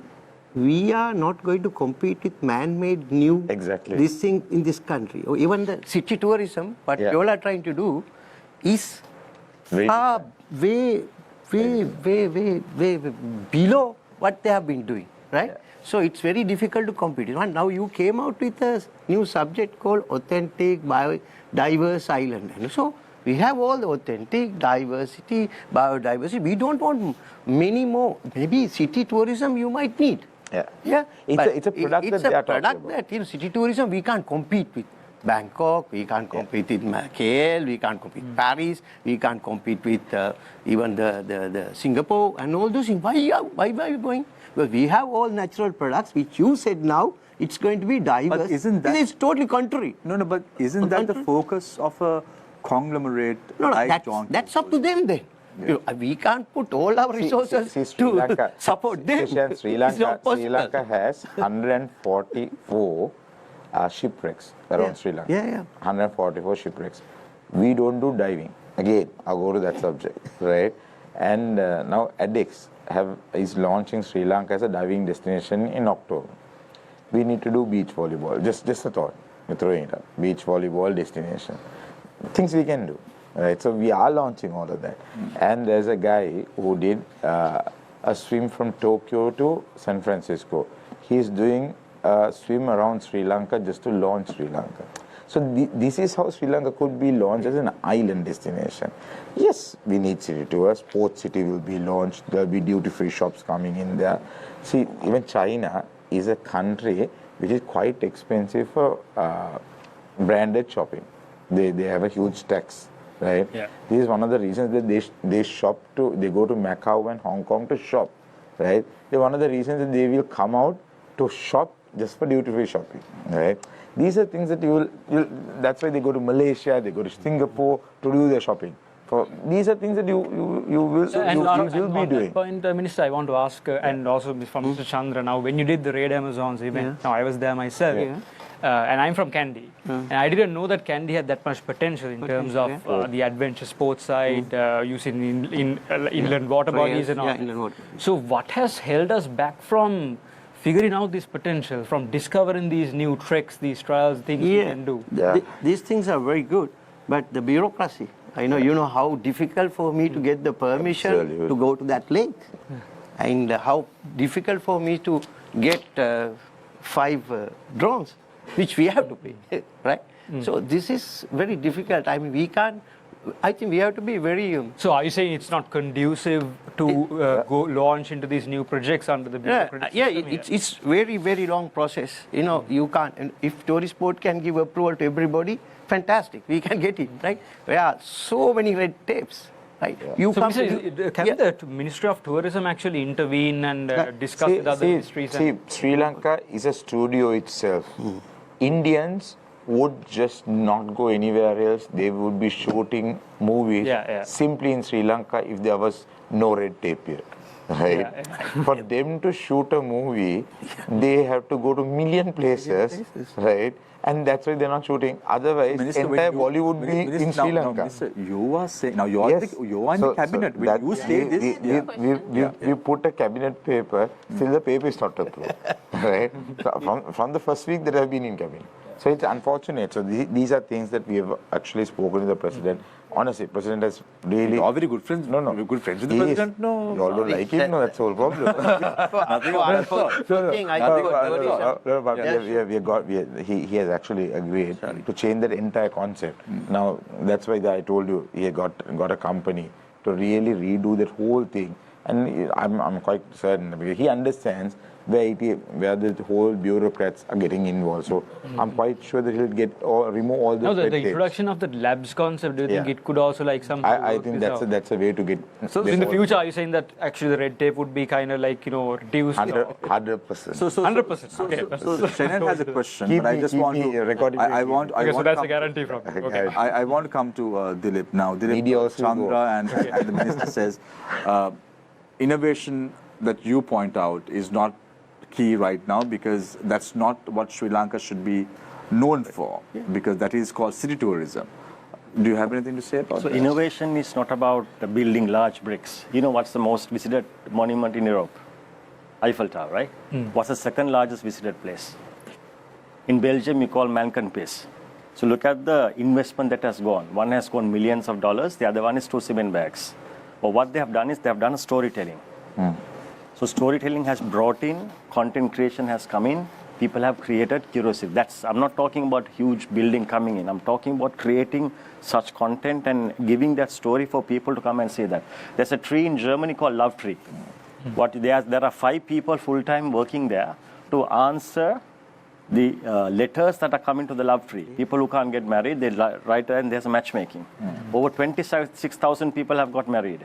If you go to Paris, one of the bridges, they change the cover almost every 2 months because the weight of the padlocks is too heavy. Because the people are they say there's a bond.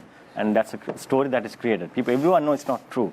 So I'm talking about that approach. It's not necessarily building large brick and mortar situation coming in, creating stories. That's a valid point. So that's one. That's a valid point for France, right?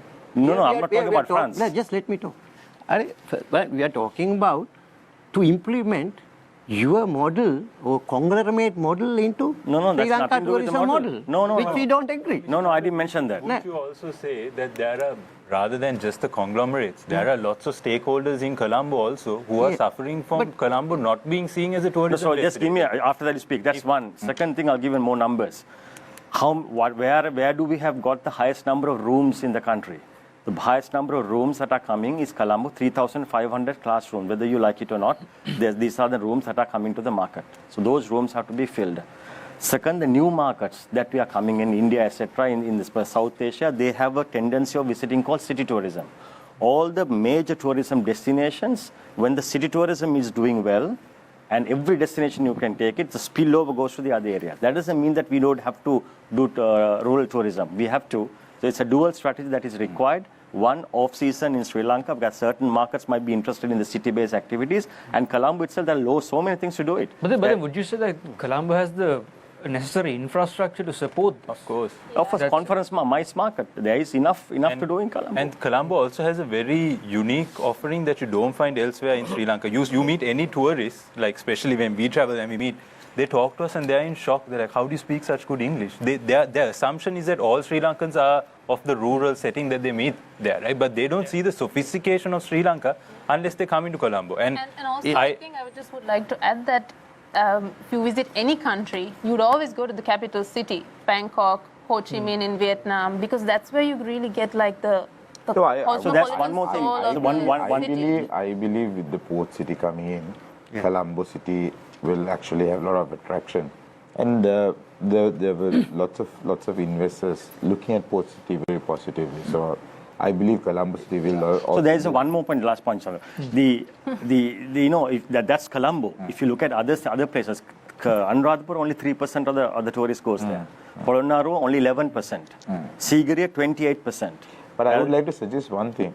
Why don't you all start scheduling flights to all the cities? When the demand is there, for sure we'll do that. No, actually, if you start scheduling... It was the case. No, if you start scheduling, these places tourists will start doing it. I recollect, again, I'm not talking on behalf of Dilip, but I know that they had scheduled flights. Yeah, we'll start again. The demand is coming up now. So Kandy, Temple of Truth, etc., about another 28%.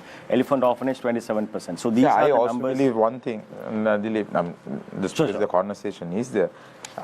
See, one thing that we lack is domestic air transportation. See, for me, going into Badulla is so, it's mind-boggling me to go 5 hours sometimes for a meeting, which takes only half an hour, and coming back another 5 hours. The time consumption, even for a tourist, just going there for a day and takes 10 hours of their time, that does not work. And especially places like Polonnaru, right, which takes only 20 minutes or 30 minutes in air travel. Sri Lanka, if we are to go to a next level, and you all are the only ones who have that capacity, which has about 3 aircrafts. I think 3 or 4, right? 3 aircrafts. That is where this will be a huge game changer for Sri Lanka, because there's Trinco you can land. There is Polonnaru where you can land, Kandy where you can land, Anuradhapur where you can land, Batticaloa where you can land, right? That is where the game change will happen. And sooner or later, if we do not do that, these places will not survive. Dilip and them would be very happy if there is no restriction on fuel also, no? I remember last year we had some tourists coming from Libya and Syria. and they want to go to Nuwara. And unfortunately, Dilip, as the minister pointed out, we could not take them by air because there was no facilities at that time. And unfortunately, I had to have 6 barrels of fuel behind my jeep and then take them to destination. Now it's solved. Now that's good news. Yeah. So there is some progressive steps that are being taken. So Chandra, you speak a little bit. You seem to be a bit angered about city tourism. No, not anger. Yeah. You know what is the problem in Sri Lanka today? No, I will tell you. Economic inequality.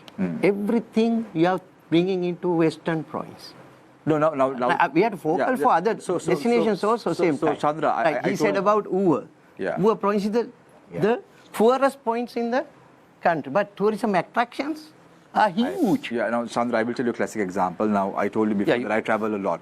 But I don't like to go, as Chanel pointed out before, to a mud house or stay in a place like that. I would like to stay in a proper 5-star hotel where I can get the luxury, because when I go travel, I want to have that luxury. So that is where companies like Dilip's company comes into play, because they market that to the upmarket tourists, and that is why if you look at it, today the room prices are going at around $108. Certain hotels, hotel rooms in Sri Lanka, it's going at around $200 to $25 to $250. So isn't that also important in this equation? As Dilip says, there has to be city tourism as well as rural tourism. Has to complement. That depends for which market, right? So we handle a lot of European market. City is just a dinner stop, right? So you have to study the market. Who brings more clients, more money to the dollars to the country is probably the Europeans stay 10 to 15 days. Where the city tourism, one night. Your ROIs will be very difficult. I'm telling you now, right? It's very, very difficult. I mean, people will not come and stay 2-3 nights. They go for a casino, one night they go off, right? Or 2 nights. But isn't that what we should be looking at changing, at least? I mean, if you're No. I think you have to. Colombo Hotels has to give some sort of chance, right? If they build without any marketing plan, add in the rooms, every Mudalalis come and do the hotels, that is not problem of Sri Lanka tourism. First, they should have a marketing plan. They are adding 3,400 rooms. They don't know what market they are getting, how they are getting. They are getting bank loans. They are investing. But where are they going to get the business? And the minister came out with a very good strategy, because first time I hear that he went to see 4-5 airlines, which is the most important thing to the country. And on that point, I want to ask actually, Mr. Prasad, now, one key thing when you develop tourism is you have to attract high spenders, tourists who spend a lot of money. And there is a constant grievance that most tourists who come to Sri Lanka are backpackers or students who don't really spend as much as they should. And even the president brought it up a couple of months ago. So as the Tourism Development Authority, what are your plans to attract high spenders to Sri Lanka? I think you're dead right, because when I started the discussion, I said we are still catering to the average, we are an average performer in the global tourism industry. So I think the government president has clearly indicated we need to attract high spending tourists. And to do that, we need to ask whether we have the necessary products, necessary capacity to do that. Now, I was talking about 50,000 rooms available, but I don't think more than 9,000 or 10,000 is there to attract high spending tourists. That's one side of it. And secondly, we need to have right products, right experiences, because tourism is not all about staying in a hotel. It's much more than that. And I think Chandra has done that. So from Sri Lanka Tourism Development Authority's point of view, we are looking at a couple of developments. I mean, as we all agree, I mean, doing something different, something new in this country, you have to cross a lot of hurdles and barriers. It's not easy, right? You can't do it overnight. We just get closer, still something is holding us back. So, but if you look at countries like Dubai, for an example, now, I happened to visit Dubai a couple of times, and I've seen the country. If you go to the city, there are a lot of man-made projects to look at. If you go to the Dubai Mall, maybe. As I said, I mean, a country which has not got many natural resources will depend on man-made resources. That's exactly. You have to have money. And also just think about it this way. average spender in Sri Lanka spends only $200 maximum. So Right now, The whole right now. that is doubtful, no? Now it's about 100. It is also doubtful. No, 200 is Dubai is maximum, right? 526. And Maldives is about $700, right? So I'm very careful in talking about Maldives. Always hot water is about the country, Minister. But then again, what our target should be is about 400, which we are looking at even 2025. We need to have hot air ballooning. We only have 2 hot air balloons in Sri Lanka, 2 or 3, I think maximum of 2 or 3. And we don't have skydiving school in Sri Lanka, which we can easily have. Koggala Airport, we can easily use to have a hot air balloon. Sorry, skydiving school. Right? It will be an ideal place to have one, right? So these are investors that we need to find. These are things that these So kind where of should this come companies- from? Where should this exactly? innovation come So from? this is what the ministry is starting. Again, I'm going back to where we started on our short-term goal was to make sure at least some tourists, some people are coming into the country first. So that is what we did the first year. 1 year ago at this particular time, Shant, we would not have been talking. Sorry, we were not talking about this. We were in a very, very difficult situation. You were with your barrels, carrying the barrels and trying to take your guests into. Agreed. There is no question about that. So that was where we were. So we have actually. I mean, we could have never imagined we would have been here today discussing, and country had 500,000 tourists within 1 year. So Minister, one of the allegations levelled at... So what we are now trying to do is now trying to add the value, get the value additions. So I'm quite confident. I mean, even today I met with one of the top hoteliers, one of the top investors where they want to do some good medical tourism, with some artificial intelligence. Huge investors. So there are some investors showing lots of interest in Sri Lanka. So I'm sure in the next 6 months. So there are allegations. Big investors coming into Sri Lanka. So there are allegations, Minister, saying that Russian tourists and individuals with Russian passports are taking away the revenue of Sri Lanka. That's a big problem. There is a huge issue. Spoke about the fact that how people are going to be benefited. But currently, it's actually coming down a little bit because Russian tourists have dropped seriously because of the off season. So we are trying to bring in some regulations through the SLTDA. Myself and Tirana will be on the 31st in the south. With the entire DIGs, the police, the top police, and we are going to do a clear outing on the entire south. It won't be a public gimmick, no, Minister. This time, it won't be a public gimmick alone. No, it will I be shouldn't have said this also now. Unfortunately, I shot it out again. Yeah. But we're going to do that. Yeah, Sharon, yes. So this is something I wanted to ask you from the beginning, because I think a couple of times I heard you say that certain questions posed to you it was not your job specifically, right? Which one is this? There were a couple. There was I can remind you. Friend, yes. You asked the question. Yes, anyways. Don't worry, Minister. This is just, honestly, this is just from my understanding, so just explain it to me. All of the things that we're discussing is great. We're talking about how to bring people into the country, how to fill up rooms, how to expand on experiences, which is all great. But if you're going to rethink tourism for the future, the problem that I see glaring at my face is the fact that the government body is far too divided. It's so divided that even if they have the good intention to do something, they cannot. And if they want to help other parties, they cannot. And how can we bring tourists into the country and then have a body that is unable to respond really fast if something were to happen? That's number one. And the other thing is, we're thinking about bringing people in and filling rooms, which is great.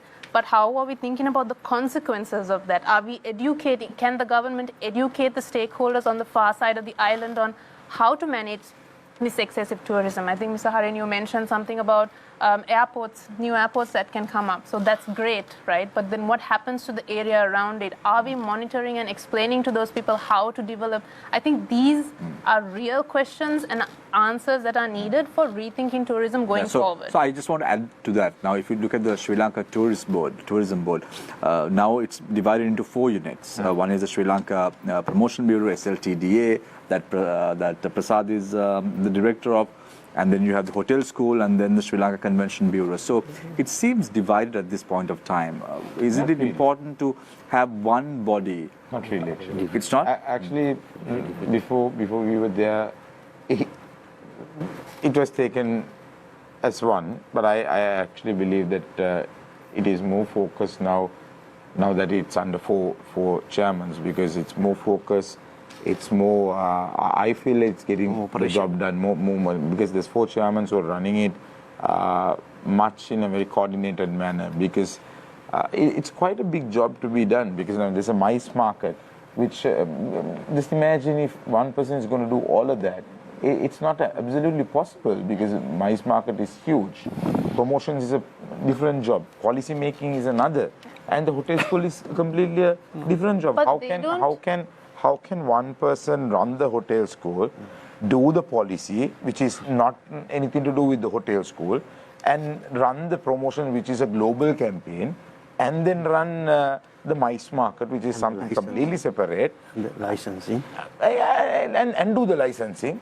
I mean, it overlaps us. So I do not believe that is right. And I mean, it's just like you want to have the entire cake and do not let anybody else run it. So I don't believe it. I mean, it was structurally done for 4 people to run.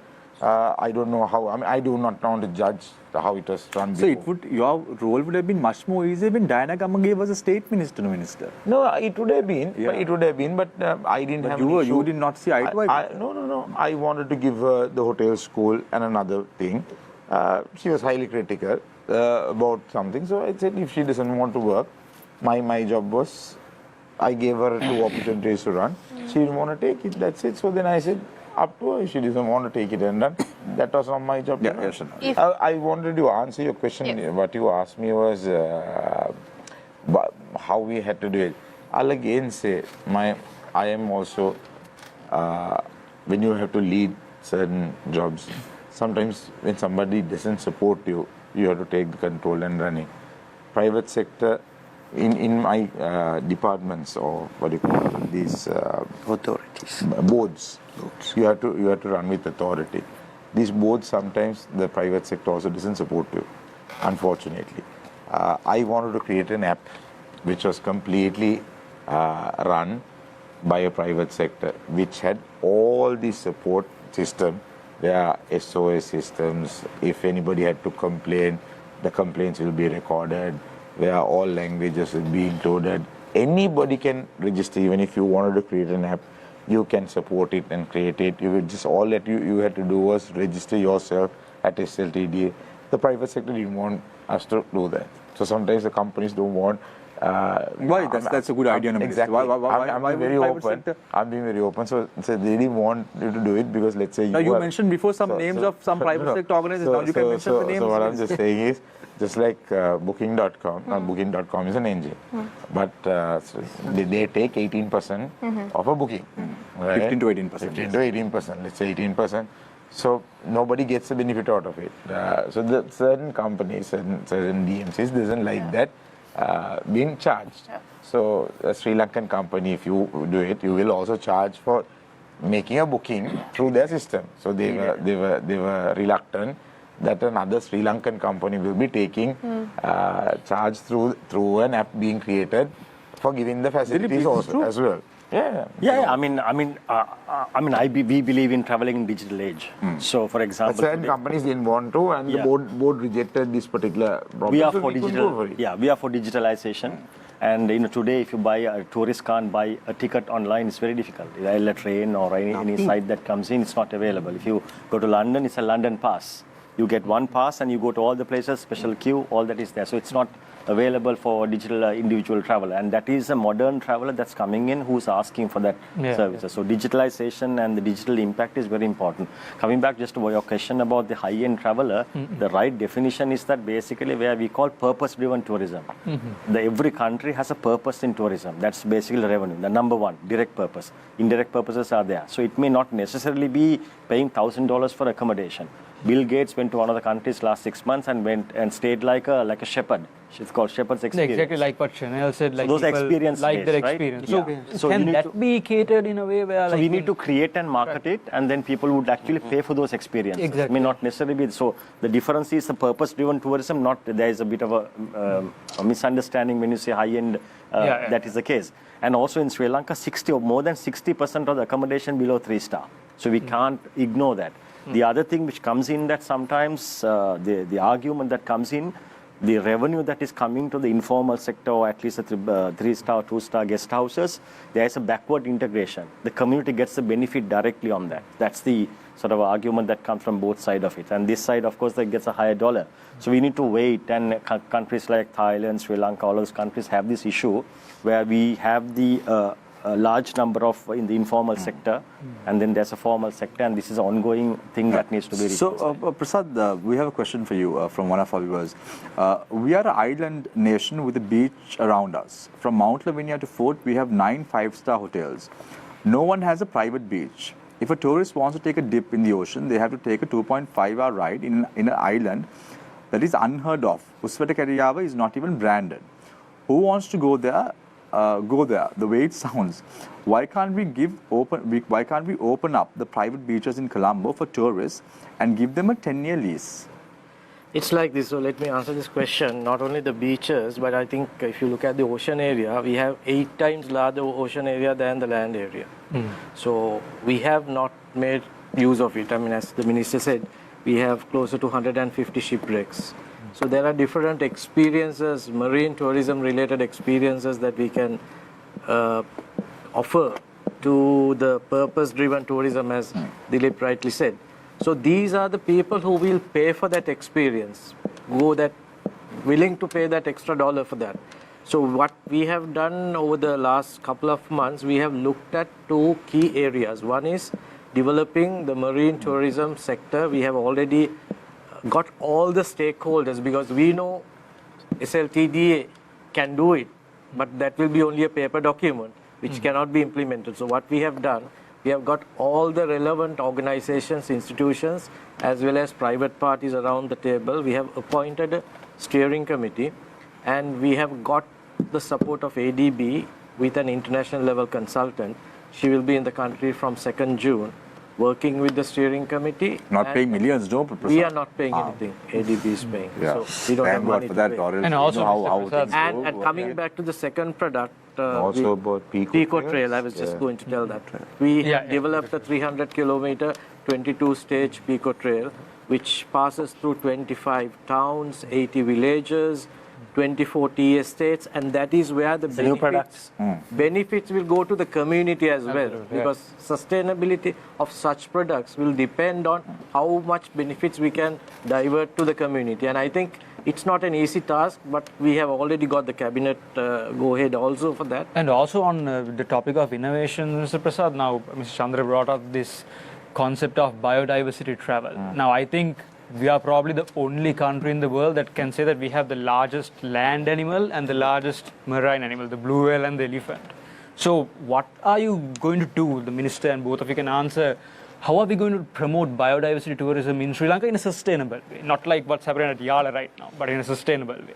No, I think we are very clear. I think as somebody said at the start of this discussion, we need to ensure that every individual citizen of this country, directly or indirectly, is linked to tourism.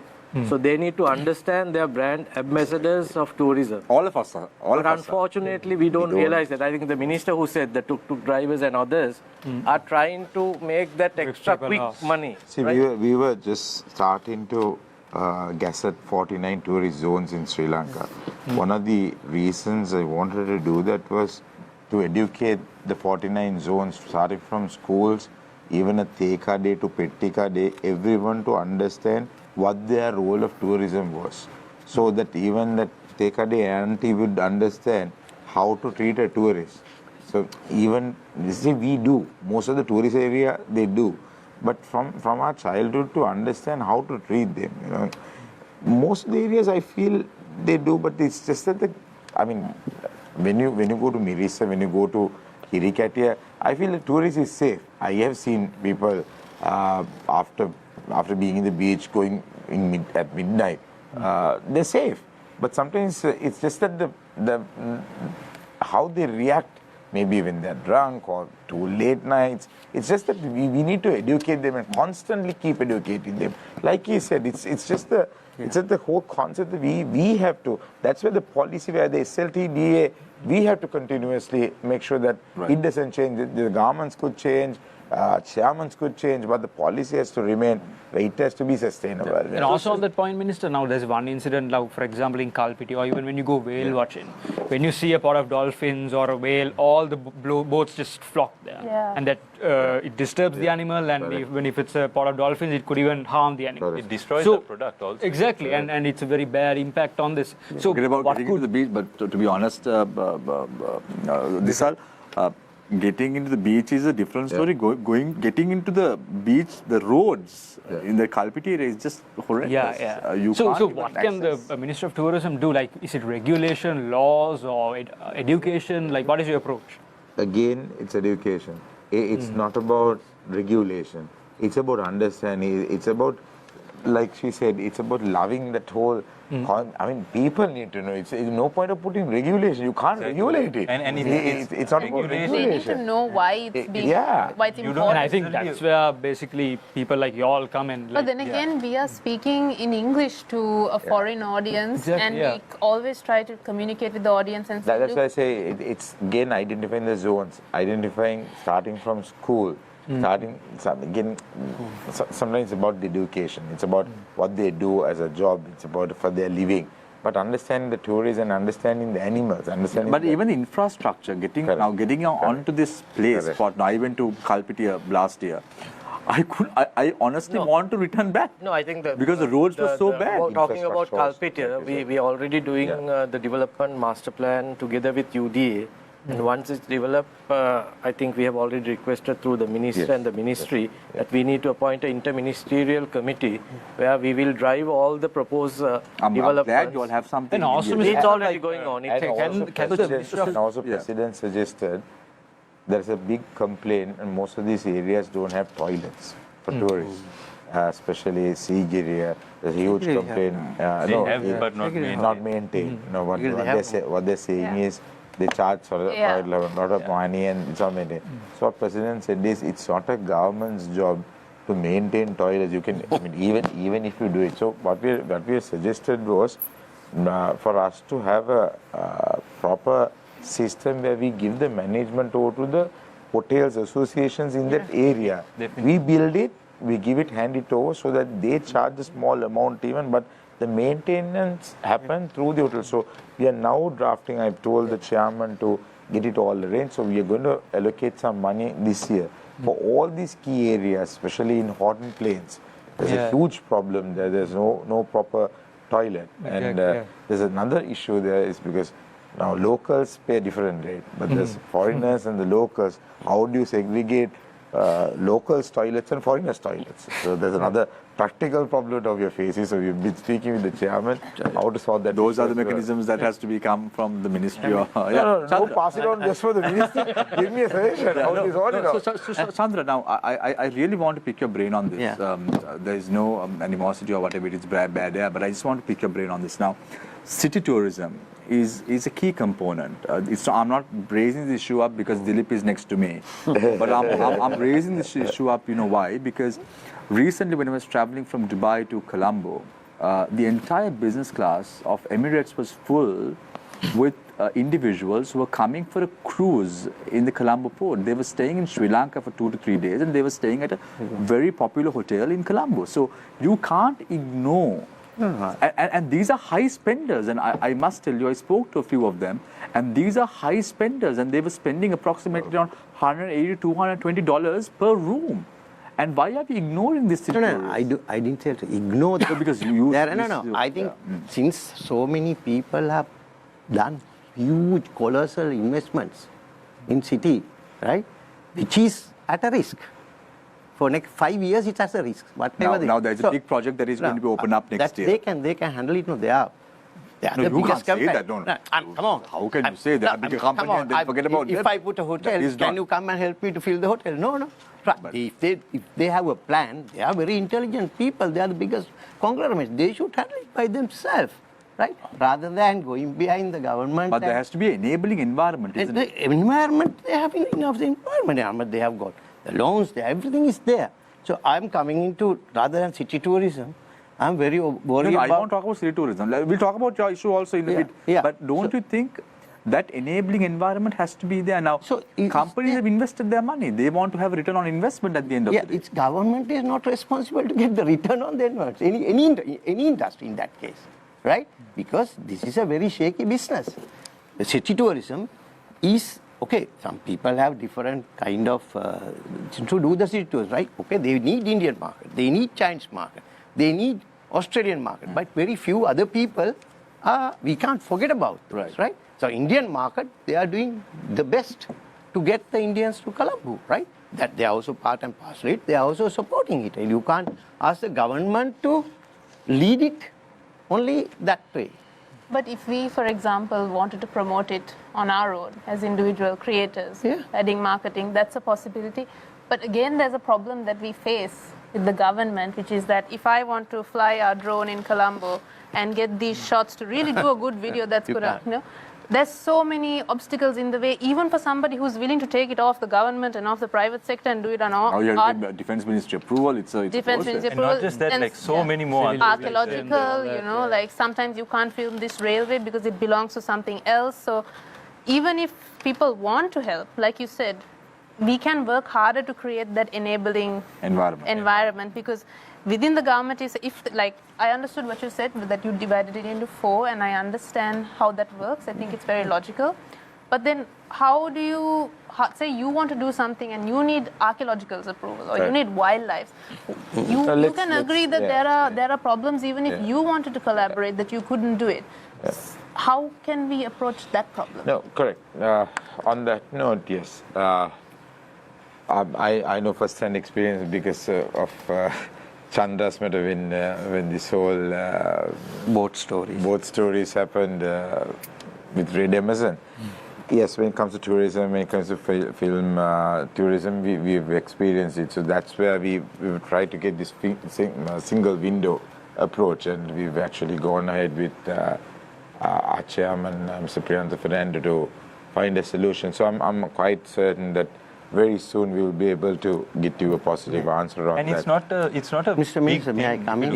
Yes. I think we propose an inter-ministerial committee to handle tourism. That is what we should have. Prasad spoke about so that everyone can work together. Work together. And I think what's going to be done he's heading it. I'm on a committee on that, but we still haven't finalized it. But I'm pretty sure He said that he's even finding it difficult to put a cabinet paper. No, I think that would mean that. No, so you know why I was saying it, because when we put it to the president, he actually wanted to finalize whether there will be a new committee where nothing of this sort will be needed in the future. So I'm waiting for it. Right. So I want to ask about a very contentious topic right now: legalizing prostitution in Sri Lanka. This is one of the biggest topics that are being spoken about. I saw Harini Amarsurya from the JVP, the NPP, speaking about it and the importance of legalizing it.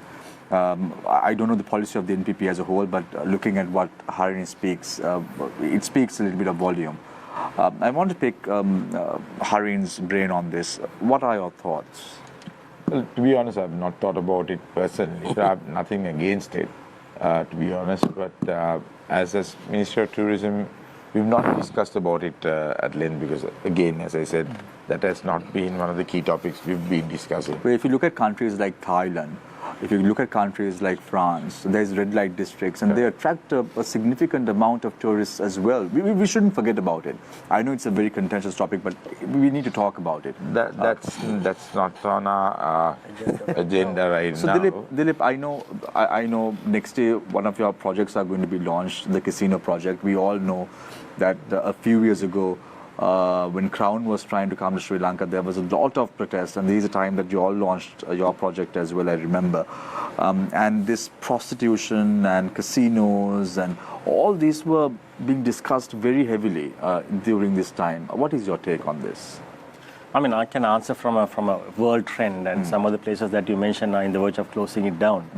People have realized the values. There are certain values in tourism. So country which has rich heritage, so much of biodiversity, so much of things to see, do we need to go down in that route? That's a question. I mean, I'm just posing that question around it. Tourism is not about selling everything. Tourism is about the values that we are appreciating for people to come and experience.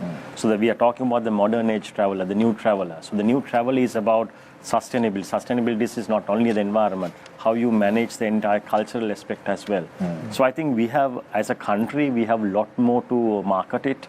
Rather than going down that route, which is very controversial, which is it's not going to do any good. On that point, I'd like to ask Mr. Prasad, now actually the cultural issue comes up in many instances, like for example, now me being from Kandy, there are a lot of obstacles when it comes to developing tourism in a cultural hub like that because of the religious institutions or the notions between the people.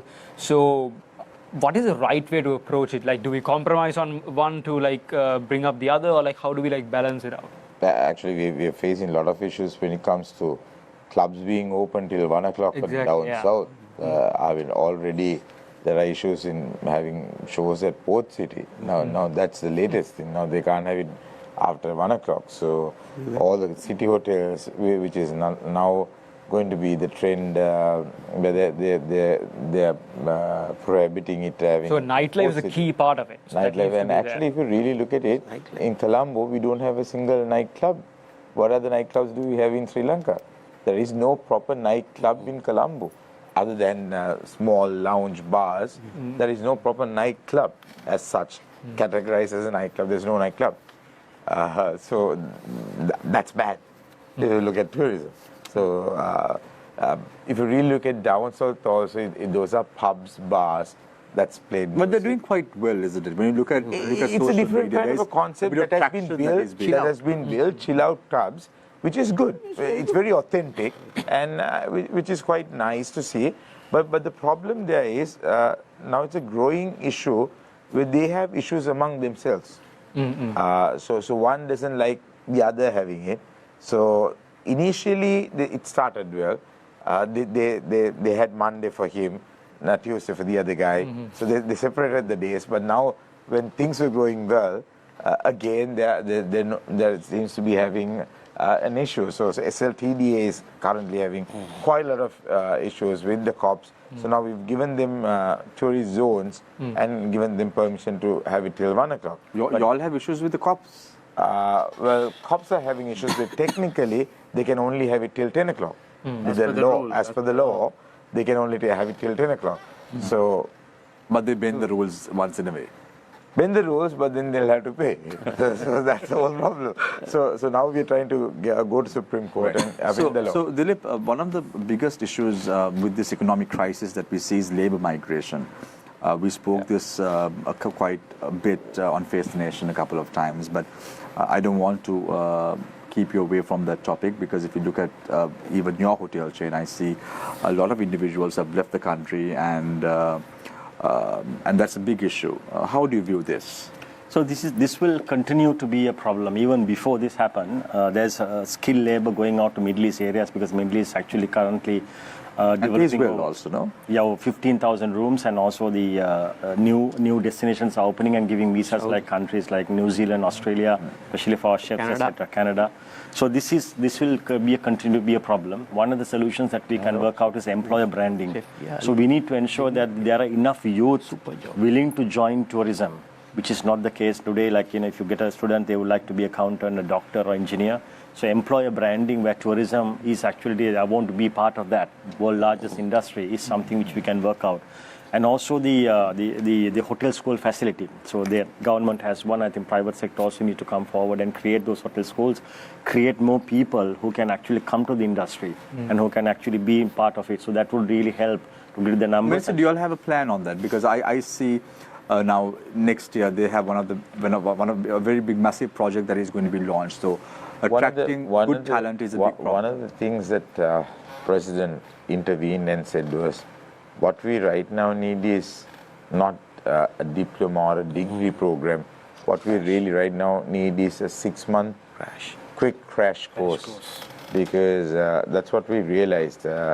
lots of the students that we are enrolling wants to do the longer course, which is the three-year the degree program. But the degree program is not the need of the hour, because most of the people went when the crisis happened. Most of the people went into the Middle East, and we had a crunch. But currently, for me, what I felt is there was an opportunity for many people, and many people got in. So what I saw was opportunity being created, and if they grabbed it, maybe it would have been a bit vulnerable at the start. And also, like talking about migration now, with the Easter bombings and then the COVID wave and then the economic crisis, personally, even a lot of my friends who were in tourism, they removed themselves. Correct. A lot of people who were Correct. involved in tourism, they say that they're actually sick of it because they don't know when the next crisis is going to happen. Happens again. So, could you give a guarantee to the people, like, is this a good time to get back into tourism? Mr. Chandra, even you can weigh in on this. What do you say? Of course, Chandra have been opening up a few hotels. My You seem to be concepts are successful, different. so like what's your... Our concepts are different, so I'm just changing the subject to a little bit from city tourism to wildlife. Right. You hate city tourism. I hate. So on the point, I Minister, hate, like, what I would you city want to tourism say? go and chill out. I have hostels also in Colombo, you know that, right? In Kandy also, we are also into city tourism, but different way, right? Okay, I'm talking about very important attraction which we are losing at the moment. We have lost already.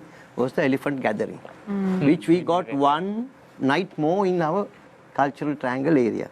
So you know, the last 5 years, that means 1,225 days, we have lost 1,852 elephants.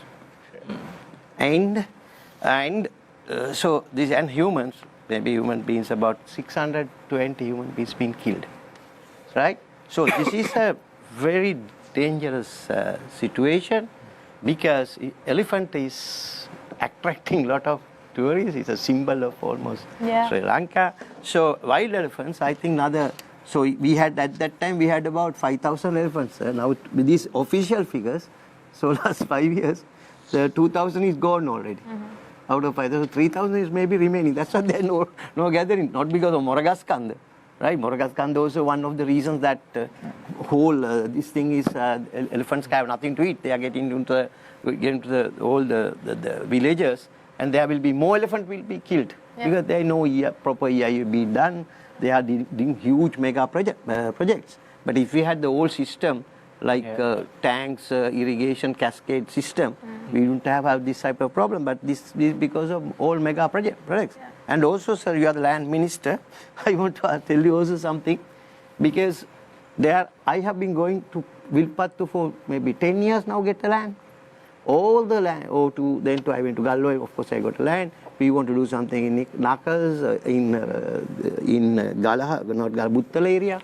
But nothing is available. All the lands are either Balapatra, 2 years, and they are not doing anything. For agriculture, they are not even planted a papaya tree. Then, if not Jayabhumi or Swarnabhumi. All those things are given by the governments. Government officials, so stay all the officials. So, Chandra, have you taken this up before with the minister, and what has the minister's response been? No, I have not spoken to him on the land matters yet, because but today you have. No, today now you have. Now you have. He is very relaxed, and you all are very relaxed, and I am also very relaxed. I am not for the city tourism. I am talking about the land. So we have to talk about it. So we can't develop villages. So let's ask the minister what his thoughts are. No, so what we have now taken a decision was whatever lands that has not been cultivated or taken is going to be taken back to the government. That has been the decision that the president has taken. To be honest, he knows I have not given a single land so far after becoming. Not even to me, yeah? Not even to anyone. So wish no. No. So that has been the law by the president. So hopefully. What we can do is protect the land at the moment, and most of the lands that have been given was for people on political purposes, and most lands have not been cultivated, nothing. And so it's so I want to wrap up, but I want to get everyone's thoughts on the way forward for Sri Lanka, because at the end of the day, there needs to be some sort of progressive discussion and how we should move forward. I want to end with Prasad and Minister on this subject. Samir, can I have one more question just from Shehan? Yes. Yeah, just in terms of like content, and we talked about the image of Sri Lanka going forward because it's a critical thing for us, right?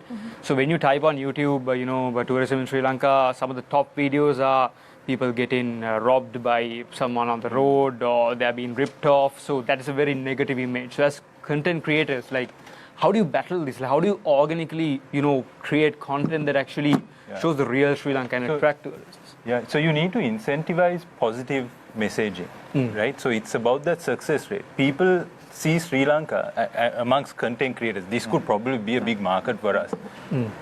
Any foreigner knows that Sri Lanka and Philippines are the two best countries to come and grow your following. Why? Because Sri Lanka has people who speak in English.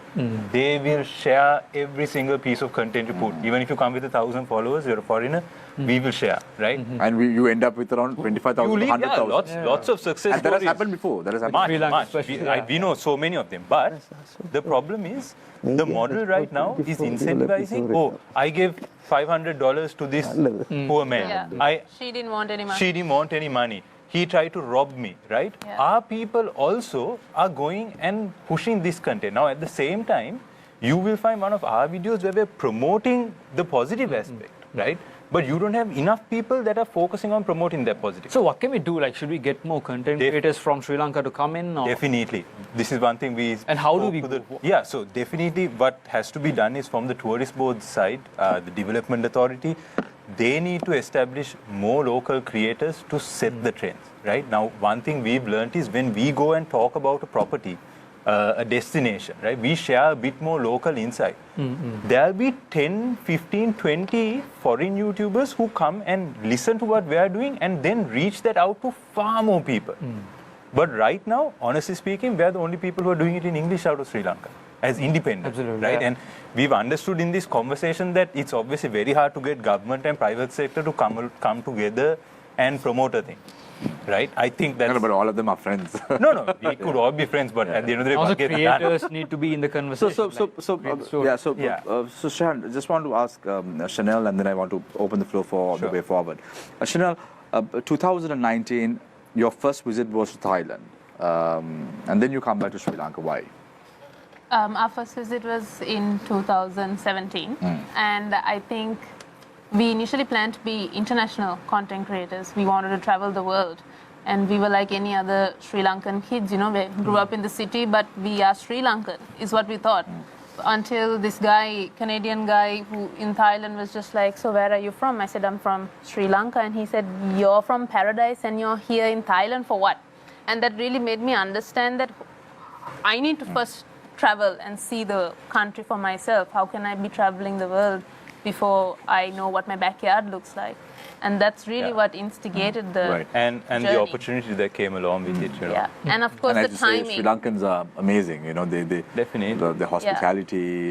You can speak to them, you can ask for help, and they'll be at their disposal. And that's another reason why experiential tourism would work great here, is because the people are so nice. And for experiential tourism, you interact with people a lot. So Chandra, let's start off with you. You started off the discussion today. We want to start off the final round with you. I'll give you around 1.5 minutes. Don't take too much of time. Don't talk about city tourism, but let's talk about the way forward. If you have to tell the minister a message, what would that message be? You could be critical. The minister is laughing. Why do you want everybody to be critical? So you could be critical if you want to. If you don't want to be critical, that's okay. Journalists are very critical. Yeah, critical always. What could journalists do about tourism? I will tell you after. I'll tell you after that. Let me talk about that. So I think first, there are two things here. Product development on tourism. Right? Correct. So that's a big subject. Maybe his product or my product or homestay, all this product development is very important. Then proper promotions. Understand the market. These two has to go hand in glove. And we have to work towards that. I think we have budgets. We have all, and even the product development, when you come to the product development, we need to support them. All these villagers who have homestays, they are creating also. We have clients who are staying in first boutique hotels, one hotel is a homestay. Experience. Very rich people. In Kandy, we have 2-3 guys who are in super homestays. So likewise, product development is very important. We have to support them.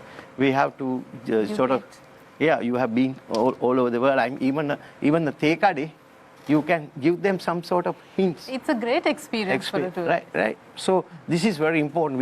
We can't have only the very big tea rooms in Colombo and all posh ones. But that is very important. Mud huts are more important sometimes. You pay when you go to Maldives. If you go to just a touch place, it's more expensive than a concrete place. Yeah. So some people like it, some people don't like it. So I think product development and promotions also it should be a correct time to do the promotion. If the country is not very stable in politically, or if there are everyday problems, and if you report about drug dealers every day, Kudi Salindu, this Salindu, Angoda Lokka, all this in 15 minutes in our media institutions, right? So we have no time when we have a tourist group or whatever, nobody is talking about who are bringing dollars. So these are the things, even the media should support us on this.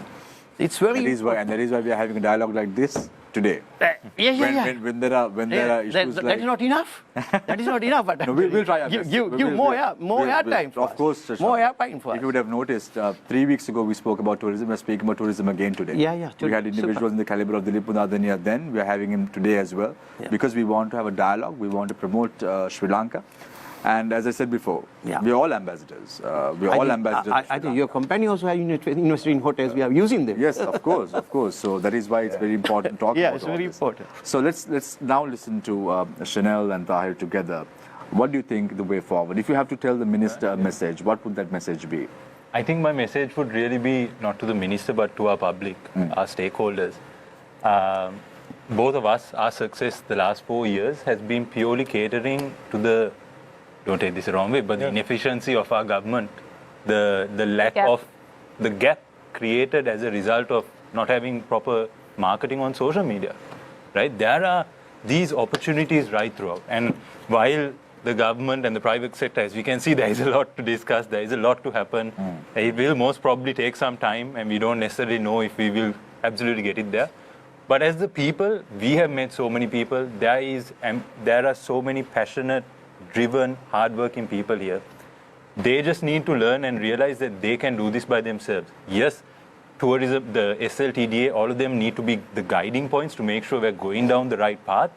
But I think that we as stakeholders, if all these small hotels, not the big hotels, not the conglomerates that need someone to sign off, the smaller guys, take that initiative. Create the thing you want. You want social media, do it, invest it in yourself.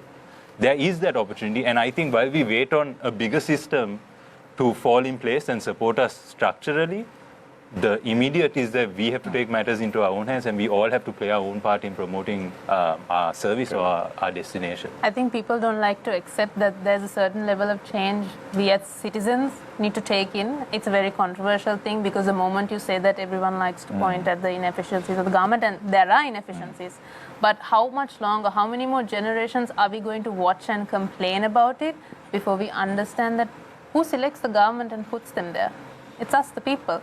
So perhaps we also need to reflect and think about what kind of people are we selecting. Hold them accountable. Hold them accountable. And of course, we need to understand that if we also need to be aiming to be good citizens, right? And a good citizen means doing as much as you can in your ability, or to sit back and complain until, waiting for somebody else. And I'm not giving the citizens all of the responsibility. But I do believe that it's important that we as people also understand that there's a level where you come, where you have to draw the line and say, okay, now I'm going to do what needs to be done in my capacity. There's a lot that and I just think the power of that, if everyone does what can be done in their capacity with a can-do mindset and an attitude, I know I'm going to get heat for this, we can achieve leaps and bounds by just ourselves, So, Prasad, what are your thoughts? After you, I'm going to switch to I think let me conclude, because I think it's very important for us to understand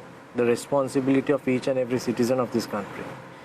And I think media do have a bigger role to play there, because whenever a rape case or something negative happens, it goes around in no time.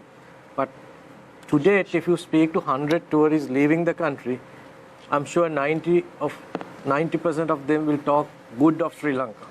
But we don't actually market that. And also, having said that, in certain areas, the state sector bureaucracy or red tape, whatever you may call it, it's how we view it from outside, but it's the system that is holding back. So I think the government needs to seriously look at finding solutions, I think, which they are doing right now, finding a way, clearing this, so that the officials will have the liberty to take decisions.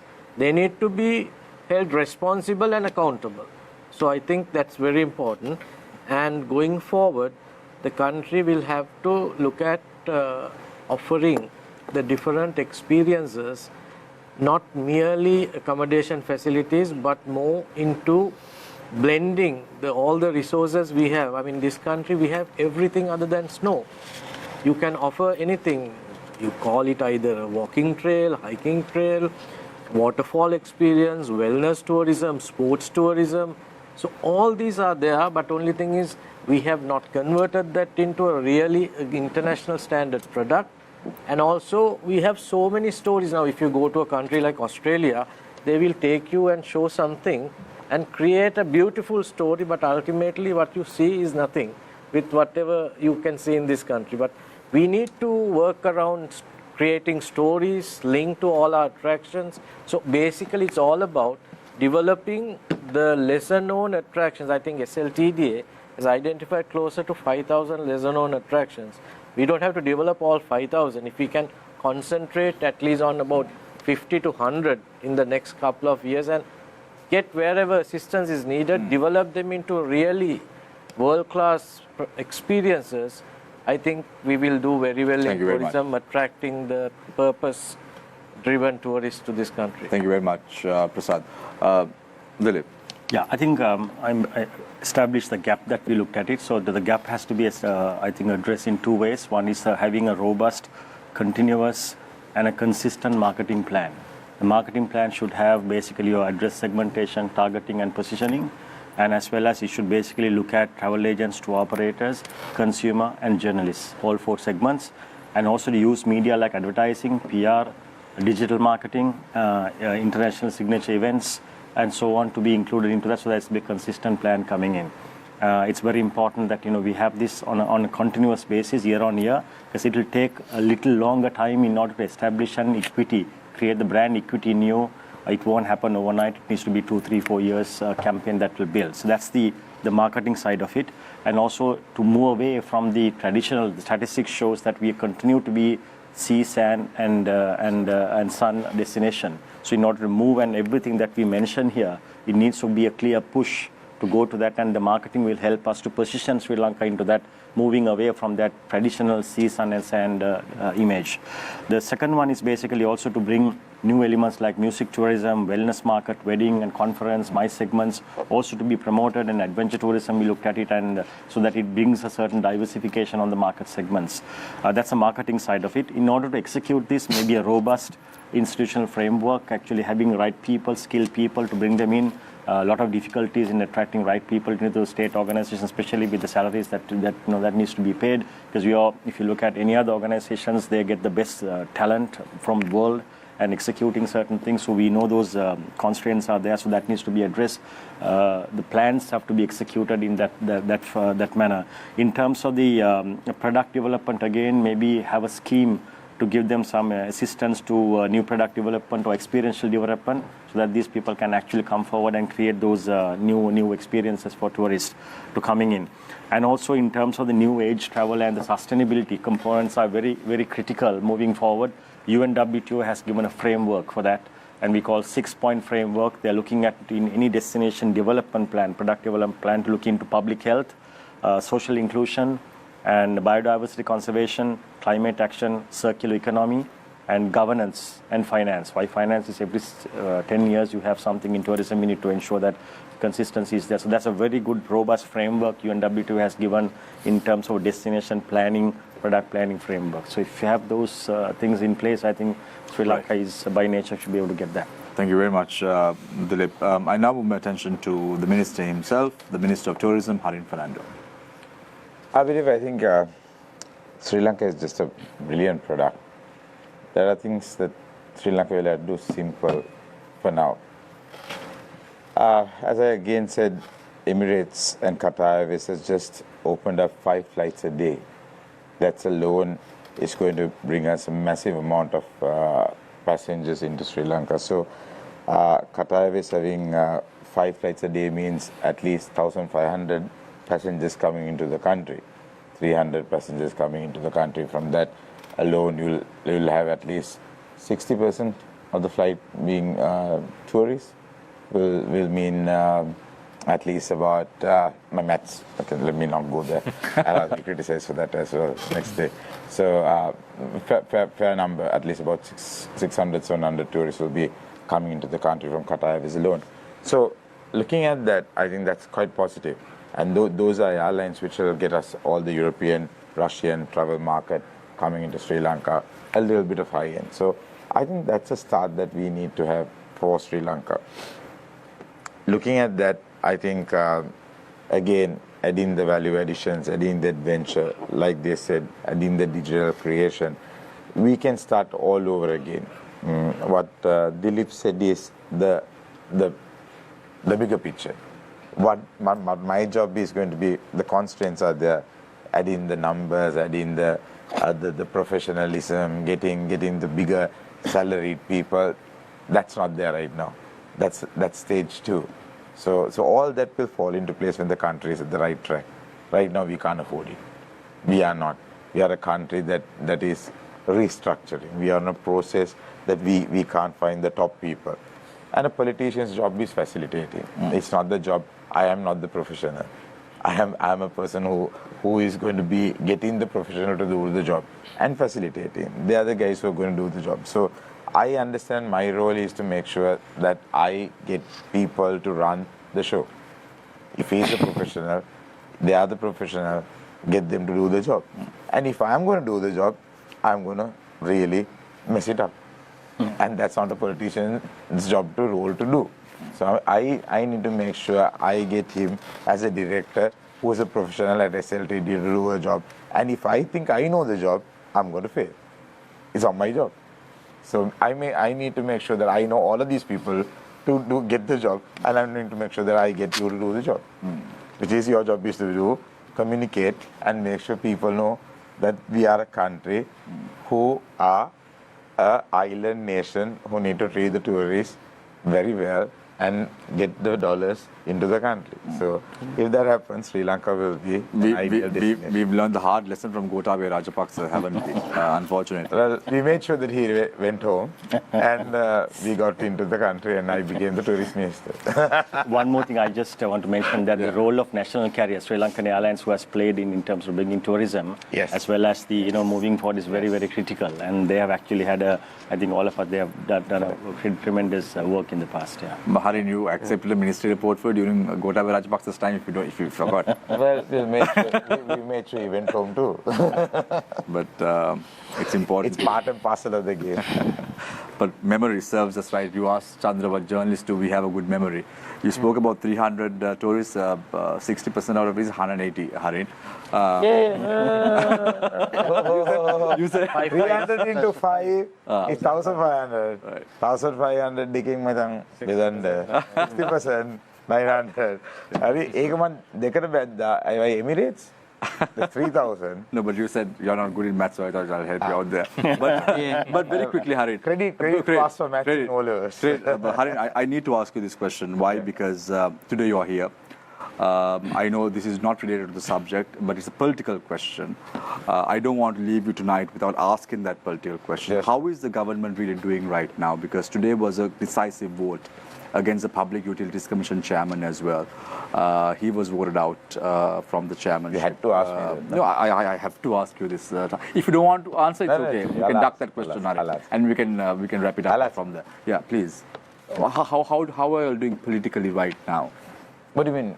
Politically as a government. Now they're talking about a presidential election. We saw 2 members of the SJB crossing over to the UNP as well. They say you are behind all this. I don't know the truth behind it. But to tell me, to appraise us, make us cognizant about what's going on. No, see, it's politics end of the day. And I believe President is in a very strong position.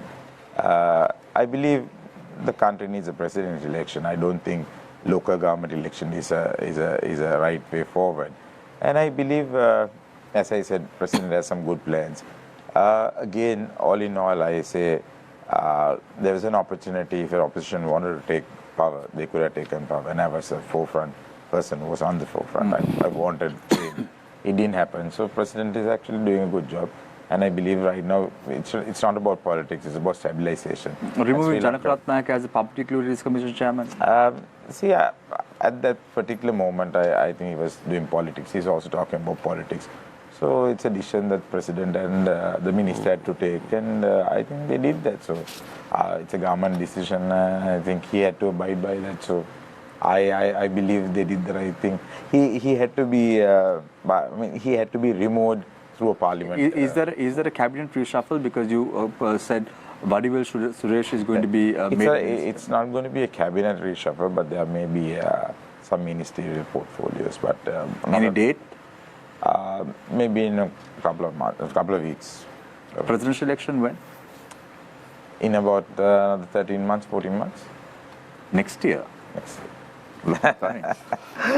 Let's all hope that we are in a resplendent island nation by then. Thank you very much, Chandra Wickramasinghe, Harvin Fernando, Minister of Tourism, Prasad Jayasuriya, Director of Tourism Planning, SLTDA, Chanel Rodrigo and Shehan Tahir, thank you very much for joining us this evening. And Dilip, thank you very much for joining us this evening on the show. I know all of you have demanding schedules, and to have all of you on the show tonight was indeed a pleasure. Thank you very much, Nisal, for your thoughts as well.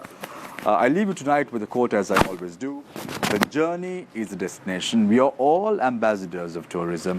When it comes to Sri Lanka, we want Sri Lanka to do well. We want Sri Lanka to attract tourism and make sure that if you have not visited Sri Lanka yet, this is opening our arms wide open and inviting you to come to Sri Lanka and enjoy our hospitality, take a dip in our resplendent beaches, and you would understand what Sri Lanka is all about. Take care and good night.